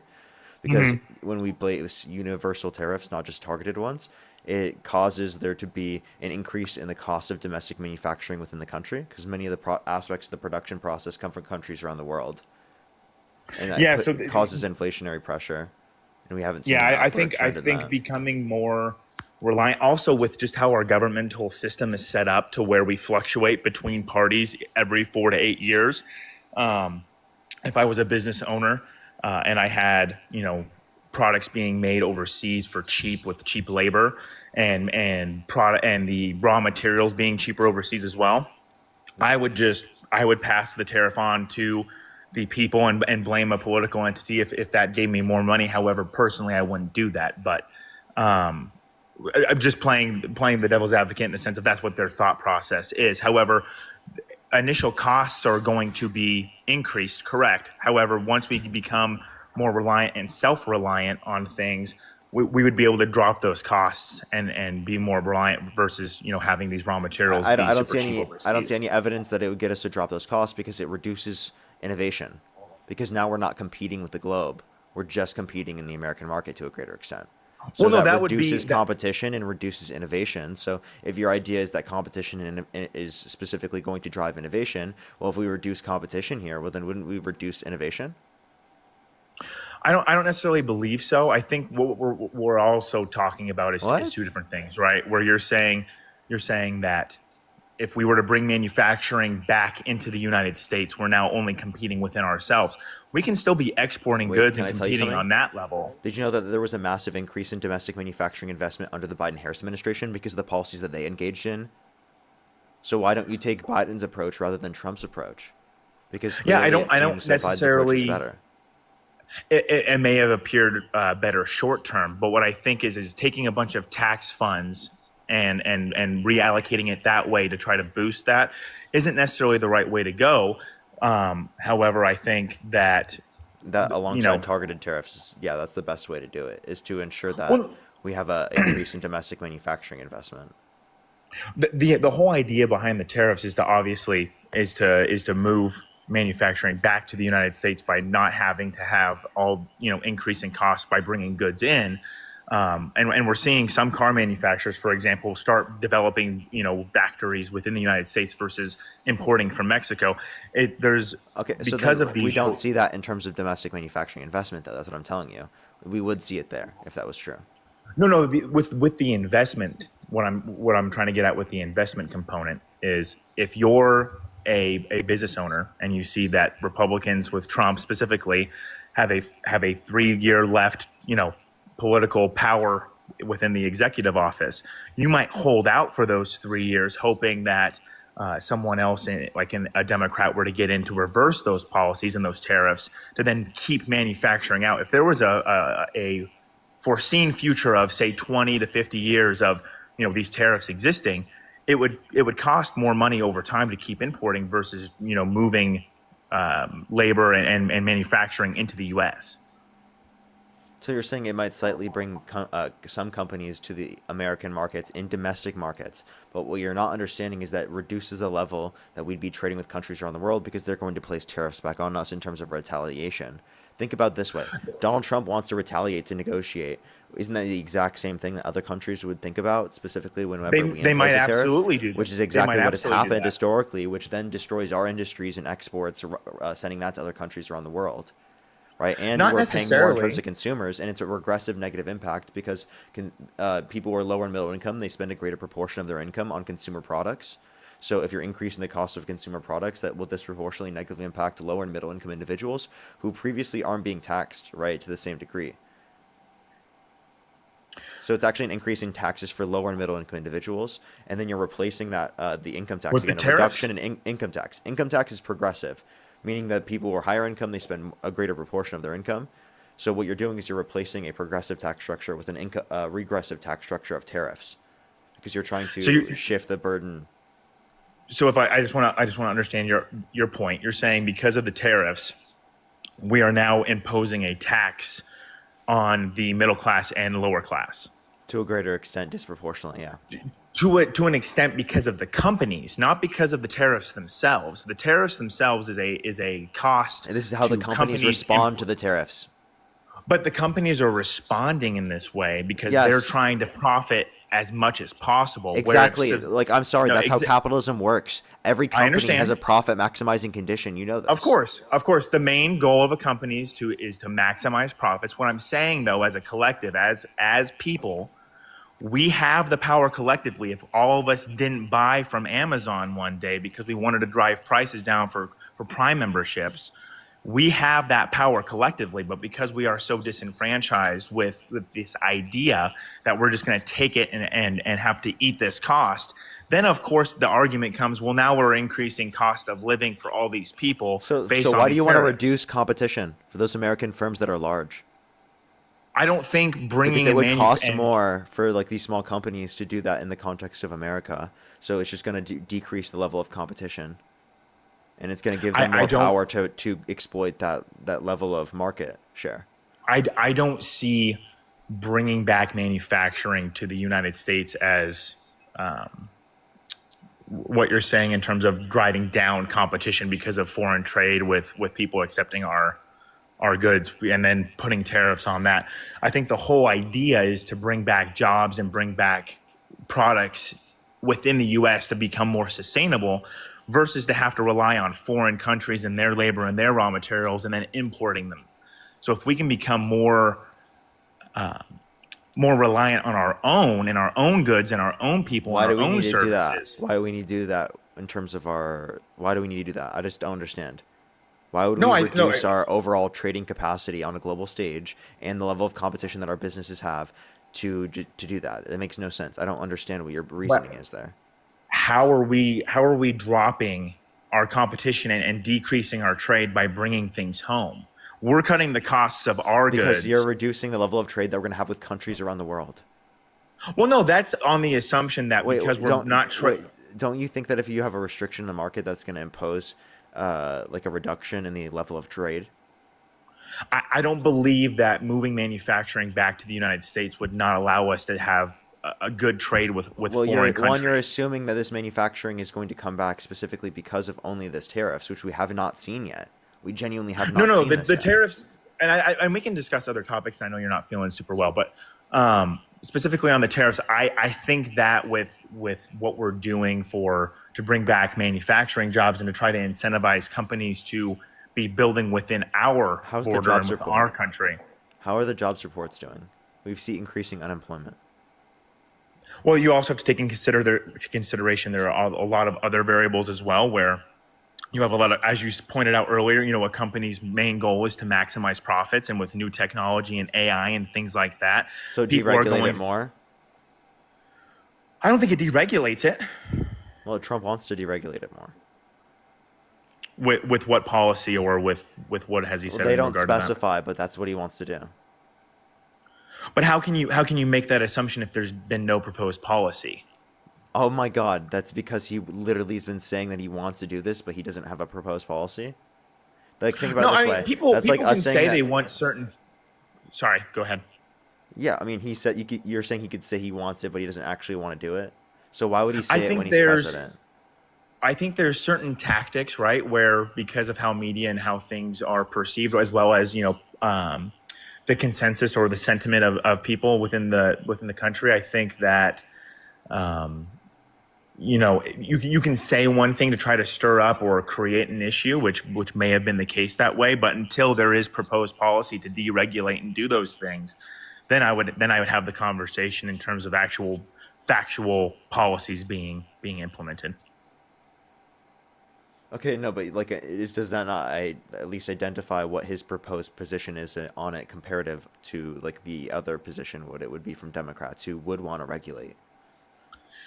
I mean, with how China is excelling in the AI market and trying to be competitive in that component, I think there is some type of freedom that needs to be let loose. However, there is going to be contradictions or problems by doing that. But how else So would you we need recommend being environmental competitive? restrictions. We need environmental restrictions to ensure that people aren't negatively impacted. You can have innovation, you can invest in innovation without it negatively disenfranchising people because we can impose regulations. I mean, totally understandable. I think the way they're going about it right now with AI and everything, you have to be somewhat fast and loose, but also too, we're kind of set up behind the eight ball with AI, with how our electrical grid and everything's kind of been structured anyway. So you kind of have to fight and choose your battles with how we can advance and try to be competitive in that market. So there's a lot of different ways to kind of look at that or approach it. So. But yeah, there's other reasons besides the tariffs that I voted for Trump. If you wanted to get into those, Well, there's a few things here. Tariffs, like again, you didn't address the idea that it's shifting the burden of taxation from a progressive tax structure to a regressive tax structure. Do you at least agree that but it's that is but it's not happening? a tax. It's not a tax. It's not a It tax is. on Tariffs are the a American tax. people. Yes, it It's is. it's a tax on trade on imported goods. It Which should causes have an no increase bear. in the prices for American people. So inevitably, who's paying that tax? Totally understandable. However, you don't have to buy these goods if the prices aren't for you, right? In the sense that What? there are Yes, a you lot do, of because what other options do you have? If it increases the cost of products in the market, what other options do what you I'm have? You saying only is have you an can option to go find and alter you invest can in the market, or to go and you can buy things in find the market. alternative goods just because a product that you use on a day-to-day Alternative basis goods, goes up. which you could have done otherwise, right? Why? So when you impose a tariff, it reduces the level of alternative goods. Did you know that? Unless there's a good being manufactured within the United States that can then Which compete that could have against those. already happened. That could have already happened without the tariff implemented. Yes, but to Why say is that that the not happening company's right now? greed, to say the company's greed of wanting to increase costs because now they're being hit versus moving, right? They're being taxed because they're importing goods versus manufacturing and not having to deal with that tax or with that tariff. So the whole idea to say that Yeah, which we are reduces taxing and options and increase. increases prices. That's my point. But the options are to manufacture within the United States. So if an American-made company were to compete with these companies that are increasing prices, people would then switch to that new product. So you're This saying, idea that, yeah, they'll switch to, sorry, but they could have already switched that product right now. I don't understand how a tariff being implemented would make it cheaper. You understand so that it the would make it more tariff is expensive, going right? to The the tariff is if it doesn't make it increasing. more expensive, Yeah. then how would there be an increase in domestic manufacturing investment? Sorry, can you repeat that? Yeah, how would there not be an increase in domestic manufacturing jobs if there wasn't an increase in prices? I just don't believe. Obviously, there is a barrier to entry with costs for starting up a company within the United States and certain different goods. However, this idea that tariffed goods and the companies passing along that cost to the consumer, that's not, even though it is indirectly affecting them, doesn't mean that as citizens that we have to buy that tariff good. We can find alternatives that are at a cheaper cost. And I totally understand We with what could your argument is. listen. It's reducing the alternatives. If you reduce the level of goods in the market because you're reducing the level of imported goods, that increases the price. A reduction in supply with the same level of demand, what happens to the price? But you can make that back up by manufacturing more within the Yeah, country. but that takes time to happen. Okay. No, 100%. What I'm saying is there is a short-term increase in costs.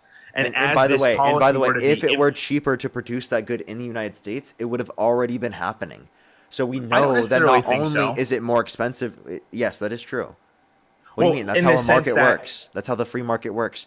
If it were cheaper to produce in the United States at the same level of quality, they'd be doing that because that No, I would understand give that. them more What I'm profit. saying, though, is if labor over in China is 10 cents an hour versus in America where we want to have a livable wage at say $16, $17 an hour, then That's not why, even if what the the minimum wage is here.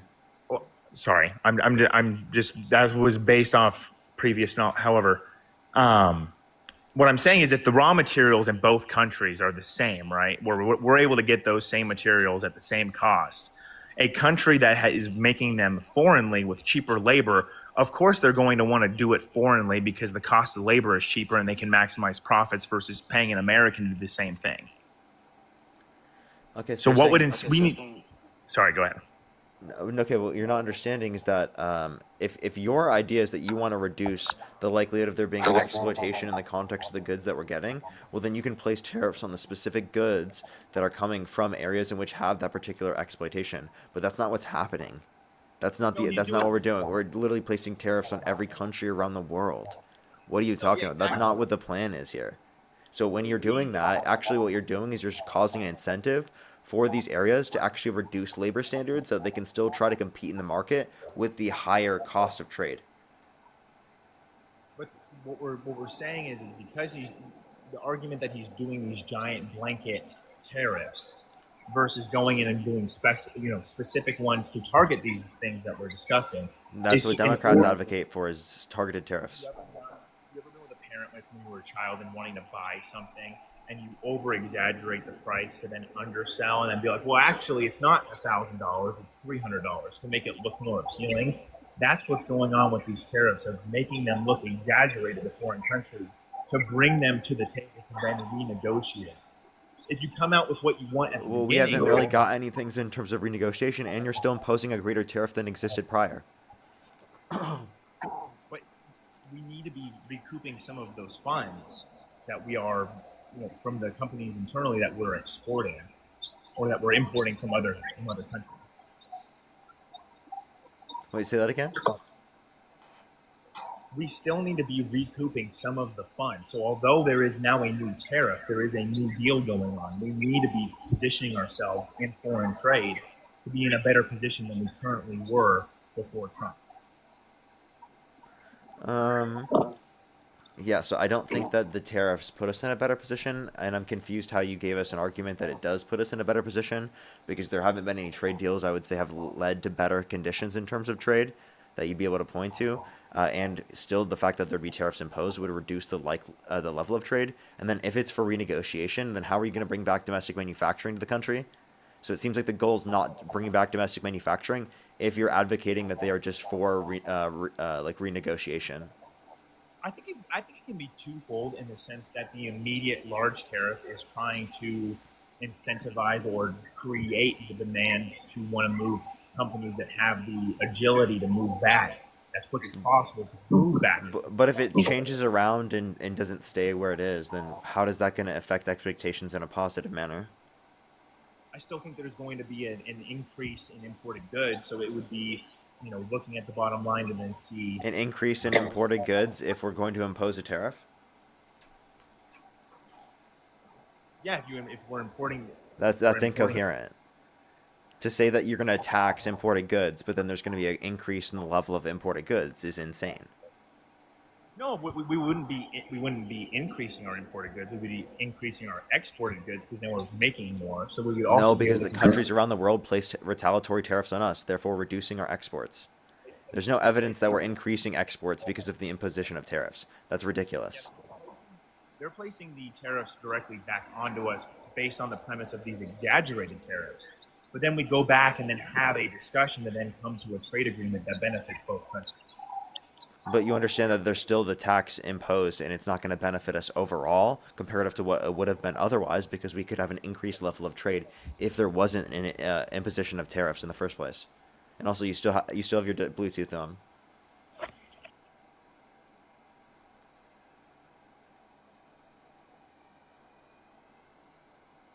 Sorry about the quality. I think I just had clicked the shortcut. Sorry about that. Yeah, I mean, we're more than likely not going to agree on the tariffs, which is totally fine. But there are other reasons that I voted for him as well. Okay. What makes you think that? Yeah, a big component was immigration, with decreasing the amount of illegal immigrants or undocumented. I know the left likes to use that, but crossing illegally, I think is not right. And the fact that we need to know who is in our country. I don't necessarily agree with the optic that is going on right now with the raids. However, kicking out or removing illegal aliens would be the best plan. Okay. So I don't think that the mass deportation process that Trump's engaged in is good. My particular position on immigration is that if someone's in the country and documented they have not committed a violent crime or bad crime, they should be given a pathway to citizenship if they haven't, again, committed a violent crime or bad crime, where they don't have to leave the country. I think that would incentivize a better system where we're actually focused on like the safety and security rather than being focused on deporting people who are just like family members, like working to like benefit their communities. So I don't really see a reason to like restrict, those that have not committed violent crimes or bad crimes from being in the country. Yeah, I think the amnesty route out of the gate creates that incentive of like the slap on the wrist, but still getting away with the behavior. I think I mean, for you do that when you vote non-violent, for a convicted criminal, right? You voted for a convicted felon who didn't get held accountable and put in prison because of the fact that he literally was elected president. And then he also violates the law when deporting people because he's violating people's due process rights to a greater extent. And he's constantly, on multiple different occasions, violated the law. there was a lot to unpack from that. So I'm not sure necessarily which one you would like me to go down, but with the Go for it. convicted felon component, within New York state law, that what he was convicted of would be misdemeanors, and they Nope. were chalked up. No, it's a Okay. felony. Not only is it a felony because of the predicate crime, but even if it were a misdemeanor, that's then comparative to an undocumented immigrant who came into the country unlawfully because that's a misdemeanor.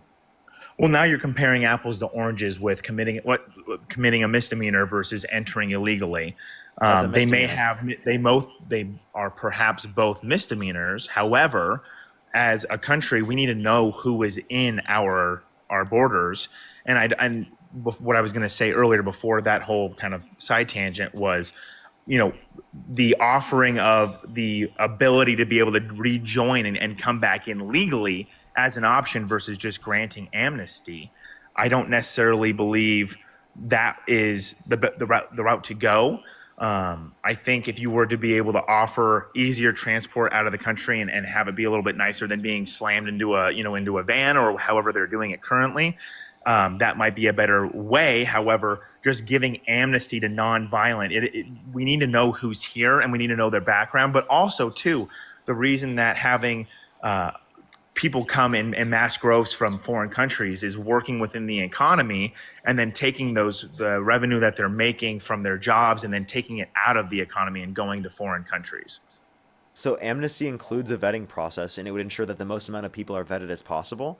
And ICE detains over 70% of the people that they've detained have literally no prior criminal offenses, right? So No, the that's the totally idea fine, that but the idea that like sorry. that they should be focused on people who are not a threat to our community, I think is absurd. And they would be able to focus on those that are like the murderers and the rapists and the ones that are actually a threat to our community, right? If it is the case that they were to actually what's it called not or actually not go after people who have not committed violent crimes or bad crimes and give them mass amnesty.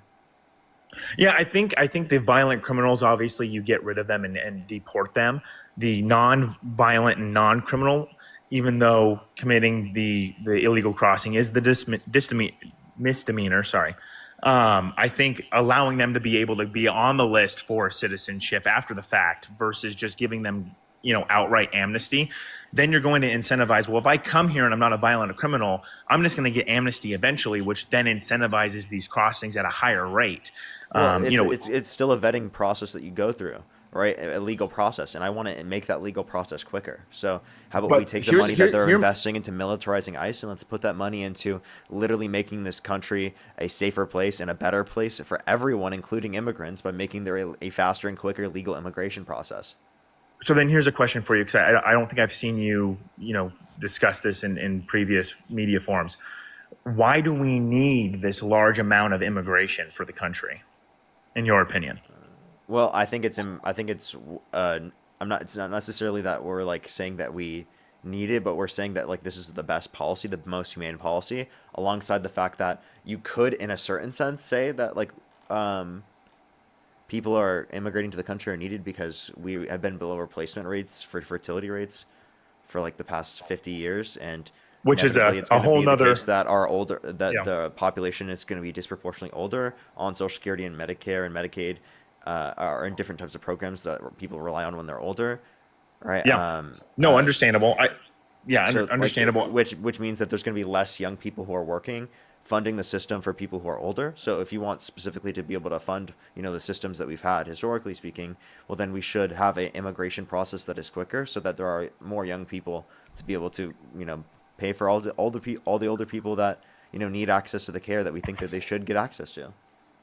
But now what we're doing, because with politics and the country, there's different components that then feed onto each other. So you're going to be using the idea of increasing immigration for a great replacement when we should be incentivizing. Don't say that. Don't say that. The great replacement is crazy. That's a dog whistle. That's a white supremacist dog whistle. But you just described, because or Americans right now aren't reproducing at a rate to sustain our current population. Yes, I'm saying we now need to import there needs to be more there people. Needs to be more immigration so that we can help people. Why not have more kids? I don't know. Why do you see this as replace? I don't know what you mean. Because as when a you society, have children, is that replacing? It's replacing in a way, in the sense Okay, that... so then that's ridiculous. So then you think that having children is a quote-unquote great replacement?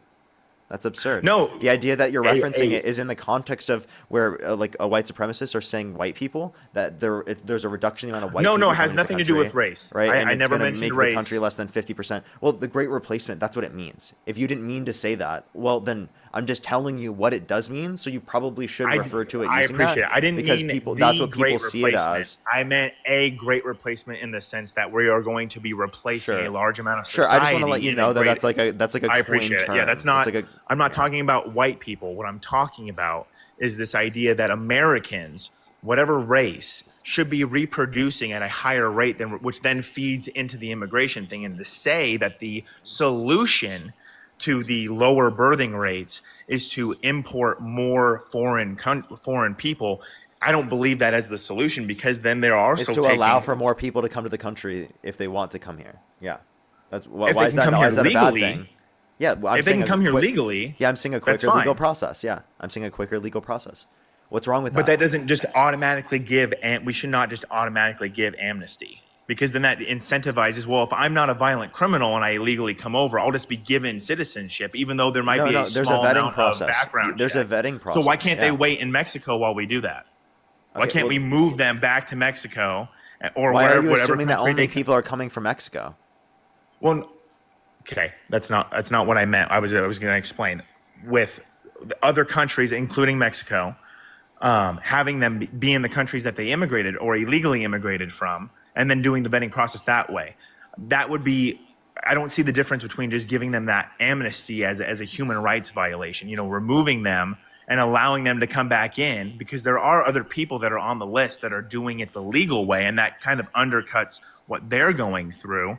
Although No, it doesn't. That's like the age-old argument that we shouldn't provide public education because it is the case that other people had to pay for it privately, right? Other parents had to pay for their kids to have private education throughout their younger years. So it would be unfair to all the people that had to pay for it if we had a public education system, right, that literally made sure that everyone had access to it without having to pay. I don't see the comparison between free public education and private school versus the illegally crossing amnesty to someone that's in line doing it the legal way. I don't see making the system better. We acknowledge that our system takes too long right now, and people have come to our country undocumented who should have been able to come to our country through the legal process quickly, but weren't able to because our legal process takes so long. So then it's why not a fault of our attack issue? It's a fault of our legal immigration process. So then why not attack the process of immigration versus just giving mass amnesty? Because we need to know who's here. I think that's a part of the process. Yeah, I just fundamentally disagree. I think having... Well, why? What's wrong with someone, or how does it harm you for someone to be in the country who hasn't committed a violent crime or bad crime? who's undocumented? But- How does that harm you? I believe it sends the wrong signals to foreign countries in the sense that you can break, even though it is a misdemeanor, you can break the law and come here and we will give you amnesty versus saying, hey, if you commit the crime illegally and you're a non-violent criminal and we deport you back, you can still have that ability to come back by going through the proper channels. I don't see how that would be, We're giving you a worse off. proper channel for someone who's in the country, and then we're also saying for people who are coming to our country, we're also giving you a quicker channel. So it's quicker for both sides. Why is that an issue? Name one way. I think that someone name one way. I think because you're saying if it's just someone unlawfully being in the country, well then if you're referencing that, well Donald Trump literally is violating the law and deporting them without due process, and that's violating constitutionally protected rights. So But why the do you only constitutional care rights are about for US undocumented immigrants? citizens. Why do you only care about undocumented immigrants violating the law, but not your president? this is just a complete straw man in the sense that I'm not talking not. about Trump and right now. I'm talking about illegal immigration and the logic behind it, right? You're saying that we need to replace our citizens because of the birth rate, and we need to just give amnesty to anyone that's here that's a non-violent criminal. And what I'm saying is Who hasn't committed a violent by crime or bad crime? Pardon? Who hasn't committed a violent crime or bad crime? Yeah, absolutely. What's wrong with that? I think they're still committing a crime. So? That's still You're so on if an you have illegal app two right now. people You're in on an front of illegal you- app that's just not being enforced by the Trump administration. If you have two people and one is still You're on an committed app a that's banned. misdemeanor, Wait, listen, you're on an app that's banned. You're on that has nothing to do and with it's my just not being argument. What I'm enforced by the saying Trump is administration, and you're using that's it right fine. now. you're making arguments against something that I'm not discussing. What I'm saying is you have one person who is willing to commit a misdemeanor, and you have another person who's foreign who's not willing to do that and go through the legal channels. As a country, I would believe that we would want the person that is coming through legitimately versus someone that thinks that they can break the law to do what they want. By giving illegal immigrants that have committed no violent crimes. Are you saying it's going to create a psychological, if you let people off who have committed crimes, it's going to create a psychological effect that people are going to commit more crimes? Is that your point? No, Because that's not I what think I'm that saying. you'd be doing that to a greater extent with Donald Trump in the position of presidency, especially with the fact that he Again, pardoned violent I'm rioters and discussing beat the police officers and logical called them argument. patriots, and that he called for the execution of literally people in the context of Congress, like Mark Kelly, who literally just said, follow the Constitution and don't follow unlawful orders. Yeah, I'm not discussing Trump right now. I'm discussing immigration with logic in the sense that you keep wanting to derail and bring in outside things than what we're discussing. What do you mean outside things? What We I'm are trying- talking about Trump. What is the title of the live stream? No, totally understand, but because we're talking about Could you read it immigration, off which for is me? the reason Could you why just- I I would voted. love for you to read it off real quick. What is the title of the live stream? Just because the title has to deal with Trump and we're talking about a policy in which I voted for him on, bringing in others topics of him to try to defute what I'm saying right now is not going against is not an Testing your argument against logic what in I'm relation saying. to other things that Donald Trump has done to see if you still support him, even though he's committed these other things. I'm not that violate talking about the same very logic reasoning of that you're saying Donald you Trump. support. What I'm talking about is the logic of a policy of not giving amnesty. Because if, for example, if you give amnesty to a nonviolent illegal immigrant, and you say, hey, you did it illegally, here's a slap on the wrist, we're going to give you amnesty, we're going to give you citizenship. Don't you believe that would incentivize others to perform the exact same thing versus Yeah, going so you're through saying, the yeah, legal you're saying it's going to channel? create so you're saying letting off someone on committing a crime is going to create a psychological effect where people feel like they can commit more crimes. And I'm just saying the Trump administration and Trump himself does that to a significantly greater extent. Not only has he been convicted of 34 felonies and he got away with that himself because he literally wasn't held accountable in the context of a criminal court and put in prison because he literally was elected president, alongside the fact that he was held civilly liable of sexual abuse yet still got into the position of president. He tried to overturn the 2020 election and sent false slates of electors to electoral college to cast Trump votes when he didn't win to try to steal the election in 2020, right? And he tried to pressure Mike Pence to do so, and he literally failed. You're in bringing doing so. up things that have nothing to do with immigration. That's what I'm saying is that you can't make the argument against what I'm saying because Wait, listen, I have a million times. I'm saying that he violates the law in so many different ways, and you don't really care. But that's about not what it. we're discussing. And That's that not is what we're going to discussing. reinforce those things. Reinforce people committing crimes in those different types of acts. right? If you're saying that That's- committing these actions is going to reinforce a psychological effect of people doing this to a greater extent, well, then Donald Trump calling for the execution of Democrats in Congress is going to reproduce that to a greater extent, correct? Yeah, I know Psychologically nothing speaking, about within the that population. I can Yeah, show you a video of Donald Trump literally. That's totally fine. What I'm saying the though tweets is that he literally posted a few days ago. This has nothing to do. It does. With the argument that I brought You're up. you're saying psychological impact based upon the fact that you're letting someone get away with committing a particular crime. And if you did believe that this had happened to the extent that you're referencing, well, then you would care about it to a greater extent in reference to Donald Trump. Now you don't care about this in all circumstances. We don't care about this in trespassing, or not trespassing, in the situations in which people what's it called, jaywalk. If it's not a threat to someone's safety and security and you jaywalk, we don't give a shit. And just because we don't enforce that law doesn't mean that other laws aren't enforced. So you understand that just because you don't enforce a particular law doesn't mean that there's an idea that there's not an enforcement of any laws. It's just that there's not an enforcement of that particular law in that particular manner based upon the fact that people haven't committed violent crimes and bad crimes, which is intentional for those that are in the country that haven't committed violent crimes and bad crimes and are undocumented, so they can go through the legal process so that they don't have to live a life specifically where they're exploited, where they're literally living under or trying to go into the shadows to a greater extent so they don't get deported, so that they aren't identified by authorities. Right, we're giving them an incentive to identify themselves to authorities and to go through a vetting process. So under my position, we are not only going to vet more people going to the country through the legal process quicker, but we're also going to vet those that are already in the country undocumented that are currently not vetted.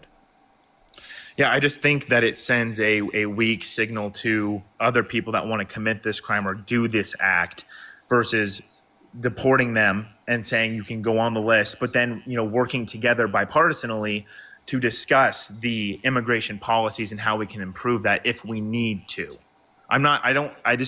Comparing. Okay, then tell me why you're okay with Donald Trump violating the law and deporting people by not utilizing due process rights when he expanded expedited removal to everyone within the country that's been within the jurisdiction of the country that within the past 2 years, whereas previously it was everyone within the country that was within 100 miles of a border that was within the country for less than 2 weeks. You understand that's a massive expansion to expedited removal, which disproportionately is going to cause a reduction in the amount of due process rights that people have, right? Yeah, we're just not going to agree on this, and I don't think. Wait, I'm sorry, but that's a violation of the law that apparently you just don't care about. No, I don't. So, illegal immigrants don't have due process if they're here illegally. According to the Constitution, they do. Under what verbiage? The 14th Amendment. It says everyone within the jurisdiction of the country is granted due process. With the assumption of citizens. And this has been clarified in the Supreme Court. All right. Well, I'm just, I think being here illegally is you need to be deported. You need to go through the proper channels appropriately. Okay, then you need to go through the proper channels to deport them. Due process. Yeah, I don't agree. So you're assuming that undocumented immigrants need to go through this legal process, but Trump doesn't need to go through the legal process. You're saying he's above the law.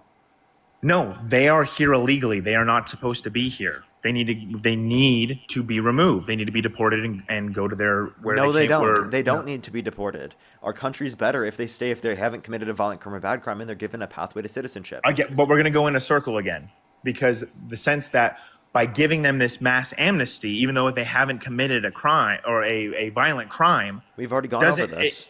There's so many. No, exactly. You just aren't willing to acknowledge all the different ways that the Trump administration reinforces violating the law, and you're not willing to acknowledge that.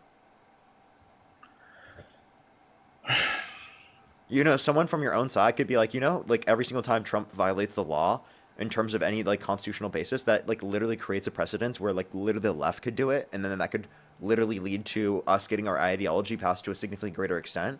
So someone from your own side could reductio your own position and show you the absurdities of allowing for Donald Trump to violate the constitutionally protected rights that Americans have to a greater extent and literally not abide by what the Supreme Court says and to violate Supreme Court orders, because the same very thing could set precedence for the ideological opposing views of yours to do the exact same thing when it comes to us getting into office the next time. All right.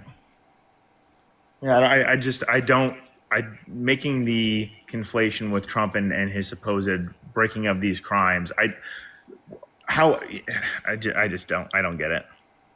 What's confusing? Yeah, the idea that by picking up illegal immigrants and driving them and putting them outside of our border is violating due process when they don't have due process to begin with. They do. Even though you the say the Constitution, 14th the Amendment. Constitution Yeah, I grants don't. that. You just didn't read Yeah. the Constitution. Okay.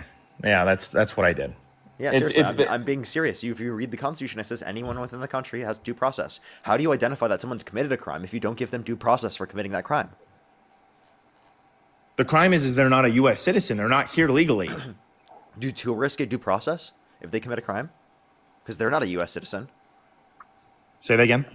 Do tourists get due process?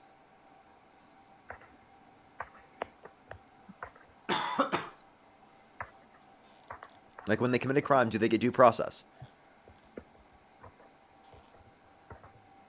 They're not citizens. Yeah, I mean it's an interesting point. It's in the sense that I guess it would just depend on the crime, right? If they're here illegally. What do you mean depend on the crime? So, at least in some circumstances, you would say that non-citizens should be able to get access to due process. So constitutionally, you at least acknowledge that to some extent. But if you actually read the 14th Amendment, you would know that it literally established that, not only the 14th, but the 5th. Yeah, I just think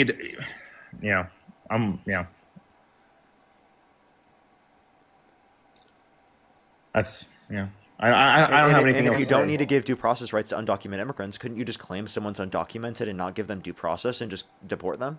No, because they would obviously be evidence that they're a citizen or they were documented. But you don't go through that to check that if you don't go through due process. So then how do they know these people are illegal? It's based upon their own determinations and judgments, without going. And they're not comparing this. And to I could make a judgment where I just deport, Elon Musk, or I deport Donald Trump. Send them to Mars. Yeah, the argument, they're still, even though they're not. That was a joke, by the way. No, totally understand. It was a good impression. With the due process, right? They're checking if they are documented immigrants. They're not just grabbing anyone and throwing them in a van and driving them across the border. Okay. You understand that there is a violation of due process rights because they're not going to the context court systems, and they absolutely are just kidnapping people. They absolutely are violating people's rights in terms of access to, literally, you have to provide a warrant, identification, right? You have to understand that literally they are kidnapping people and they are throwing them out of the country. Their loved ones can't identify where they are not getting actually legitimate determinations on where they are. There's backlogged information for that, so it's actually they have no clue where they are. So they're literally missing because their loved ones can't identify where they are. And their due process rights are being violated. So come on. Understand that this is actively harming many people, and because it specifically hasn't impacted you, right? It shouldn't mean that you can't acknowledge that it has impacted other people and that you care that it has. Because actively speaking, these are violations of the law that you're just completely and totally overlooking that have a negative impact on the safety and security of people within this country. Okay? People are they feel less safe. They are less safe in this country because of ICE, because of the border enforcement that Donald Trump's engaged in, because of the lack of due process rights, because of the racial profiling. But they are checking if they're a citizen or not. They're not just randomly grabbing people that fit a certain criteria. But that doesn't mean that you can't be detained. That doesn't mean that you can't be detained if you're a U.S. citizen. U.S. citizens have been detained. Okay. Without due process. You know that, right?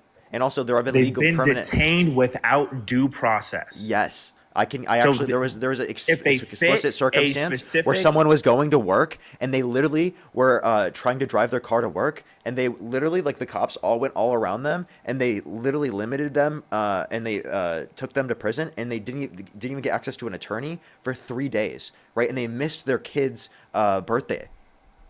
Right, I watched it. I was on Jubilee recently, and they showed us a specific video of this happening. Right, and within 3 days, they should be able to have identified that they were just trying to go to work and they were here legally. It's absurd. That is insane. But you're saying that they're not given the due process. You can't sit there and tell me that that's justified. It is so absurd. if I fit the suspect or demographic of a murderer and I'm detained and the process goes and it is determined that I am not that person, that just is the matter of fact. But being you can't upset tell me that I this missed, isn't insane. This isn't just being detained. This is like him being held, or them being held for 3 days, right? Without power of attorney.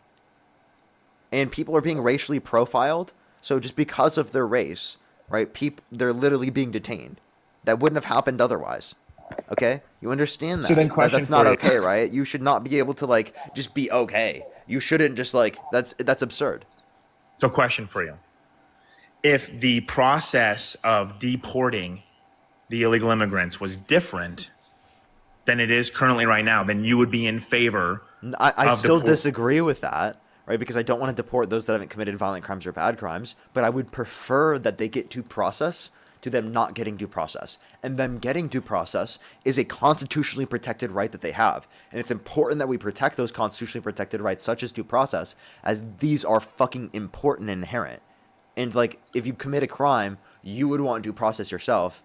If you were to like 100%. randomly be a person within the context of our society, you'd want due process for any crime that you are accused of committing.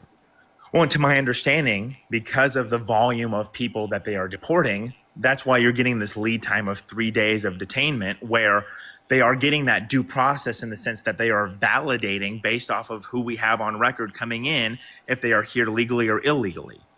It's not that they're just then going to court and having to fight and do all these different things. The due process is the ability to prove that they're here legally. So the fact that they're being detained and then immigration is then checking to see if they are a citizen or not and then deporting them is the due process. Okay, you're not understanding. It's what they're accused of and what the administration has judged or determined that to be the case. So I could make a claim if I'm the administration that like anyone I want is in the country undocumented and I can just deport them, right? How? Because you had no due process, and it's just based on the judgment of the due administration. process is them checking your papers because to see it's if you're on record. literally just the executive branch making the determination through the context of ICE that they think that this is applicable to them. It is not a determination that is verified by another branch of government like the court system. What you're not understanding is that you are bypassing the checks and balances. They have to go to court to prove that they are not. Yes, you do. You have to verify this. And they're not. You're saying that they're not verifying them while they're detaining them? It's not verified. Yeah, it's not verified. It's only just a Trump administration judgment or determination. Otherwise, it would be determined by another branch of government, the court process in this context. Why do we need to be wasting taxpayer dollars if we have birth certificates, we have all the records to prove that Because you're a we citizen? have so are you essentially asking why should we have checks and balances in multiple branches of government, and why should we have a process that funds multiple branches of government? Is that seriously the question you're asking me? No, what I'm saying is why do we have to then go through this circus of parading people that we know are here illegally and having to waste Because that's a process of ensuring that we have checks and balances and that the Constitution is upheld because we're upholding the supreme law of the land, the Constitution. I don't see how going to court to then prove something that government has, and then you're going to make the argument that verifies the government can fake claims facts. and the judgments from the executive branch. Yeah, if you're here legally and you don't have your documentation to show that you're here legally, the due process is confirming and being detained and confirming that you have citizenship or the right to be here. And if you don't belong here. You don't. Wait, so if you just don't have your papers on you, are you saying that you'd be okay with them being deported? Is that what I said? Well, I'm just asking. There are ways of identifying yourself. You have the passport. You have your stuff to be able to identify you if you're here legally. What if you don't have it? What if you lost your passport? And you have record of you requesting your passport back. You have to. It's a. What if that happened? Let's assume a scenario where it happened recently and you haven't requested it yet. What if it just happened and then this happens and then you don't have it on you and you haven't requested it yet? And we're talking about passports to then concur with your visa being here legally. Yeah, let's say you don't have any method of identification on you. You cannot find any of your method of identification. Would you be okay with them being deported? your country because other countries have ways of identifying you. They go through the channel to then confirm. They pull up the evidence and they say, okay, you are here. You misplaced your. It's not a just you don't have a document. Okay, bye, see ya, do bye. It's not how it is. That's Okay, just not how it's. So, and you don't think there's any circumstance where someone could have lost all the papers, maybe in a flood or a fire, or they don't have any specific papers, and they lost everything, and they don't have any of their papers for methods of identification. And say if they lost that, listen, if they lost that, what would they be able to do under your perspective to be able to justify that? Right. So if it's from again a judgment from the Trump administration, not a judgment from the court system. I would say that the database in the system that we would require to verify that would rely upon us verifying that from a judicial perspective. Otherwise, right, there clearly could be enough of a basis for them to try to deport people who we think would have a legal basis in the country. What I'm saying is, someone's here, they have all their papers, it falls into the Grand Canyon because they're a tourist. They get picked up by ICE. They have the ability to go through visas and obtain your identification from your foreign country and get all this information. It takes long. The process takes really long. The same reason that you said that we shouldn't have to go through the court system, that it would cost too much and that it would take too long, are the exact reasons why people come to the country undocumented. So the very reasons that you use to justify your position in terms of deporting people without due process is actually a justification for undocumented immigrants to come to this country, so long as that they're not a threat to our safety and security. I didn't say that we don't need to work on creating a better system for creating citizens from people that are applying legally. That's not what I said. I just said that if you're here illegally, you haven't committed a nonviolent crime, you will be deported and then have the ability to then re-register to get on the list to get citizenship. It's not a permanent ban. You're being removed from the country, and we're going to have you do it the legal way. Because if you come here the illegal way and we do a slap on the wrist and then we give you citizenship, it then incentivizes other people to say, well, I'm not a violent criminal. You're just repeating the same talking point. Even though, we could point to, examples of Donald Trump doing so, like pardoning January 6th violent rioters who beat police officers. Completely different topics than what we're discussing. Completely different topics. You aren't even willing to address it. I'm you have to. We're making a compared analysis of what side you would want to support, right? I'm discussing the logic of my argument of why illegal immigrants need to be deported. And what you're then doing is saying, well, it's going to create the... I'm testing your logic, and I'm saying you, based upon your own reasoning, don't give a shit about this. But apparently that doesn't matter to you. It's not what I'm... It's not even comparative to what I'm making the argument on. If you want to discuss January 6th and his, upcharged from misdemeanor to felony to then create this stigma around election time of, oh, you're electing a felon, we can have those discussions. But that has no bearing on saying the logic of giving a green light to people that are committing crimes will not incentivize. That's what pardoning is. That's what pardoning is. January 6th doesn't have anything to do with the immigration logic. But you understand that it's going to incentivize crime to happen in this country to a greater extent, especially violent crime relating to politics? Say that again? You understand that it's going to increase the likelihood of violent crime relating to politics based upon the reasoning you provided in terms of because you allow for a crime to get away, that it's going to increase the psychological prevalence of this? I'm still not following the argument that you're saying. Okay, all right. I'm going to get off. Is there anything else you want to talk about before I get off? No, I mean, you were respectful. I totally understand. There's going to be different viewpoints, but I just don't agree with bringing in other instances of other policies and then try to defute my logical claims. But that's still... Okay. All right. I appreciate you coming up. Thank you. All right, everyone. I'm going to get off for today. I want to say thank you to some people. I just got to catch up a little bit, but yeah, I definitely stayed on longer than I expected. I'm sorry for doing a shorter live today, everyone. I'm very sick. I honestly don't feel great. And it's really hard to speak right now. I'm not gonna lie, having a hard time. Robin, by the way, thank you so much for the $2. I really appreciate it. Thank you so much. Kennedy, thank you for the $30. I really appreciate it. It's so kind of you. Thank you so much, Kennedy. I really appreciate it. Thank you. Lisa with the $20 for hope you feel better soon. Thank you so much, Lisa. Soul, thank you so much. I really appreciate the $20. I really appreciate it. Thank you so much. I really appreciate it. Thank you so much, Soul. I really appreciate it. Thank you. That's so kind. Juliana, thank you so much for the $5. Oh, shout out to your friend Grace. Absolutely. Matthew, thank you so much for the $20. I really appreciate it. Thank you so much. Really appreciate it, Matthew. Lincoln, thank you so much for the $10 and for the $5 as well. Thank you. Jennifer, thank you for the $10. I really appreciate it.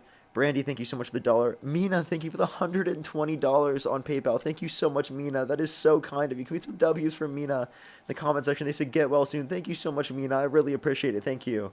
That is so kind of you. I really appreciate it. Thank you. Can we get some W's from Mina in the comment section right now? Thank you so much. Amanda, thank you for the $5. Sarah with the $1 as well. Thank you. Thank you. Let me catch up on YouTube as well, and then I'm going to get off for tonight, everyone. Susan, thank you so much for the $25 on Cash App. Thank you so much. Really appreciate it. Thank you. If you're on YouTube, I would really appreciate that thumbs up. I appreciate everyone coming through.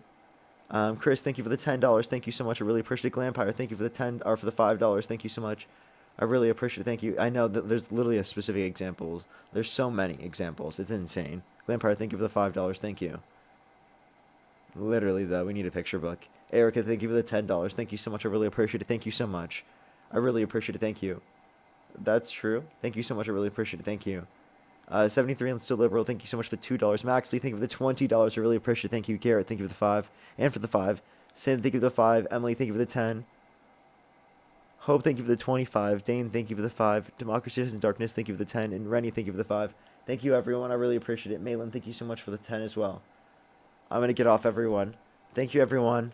Have a good night, everyone. I will see everyone tomorrow. Hopefully. Hope I'm fine. Good night, everyone.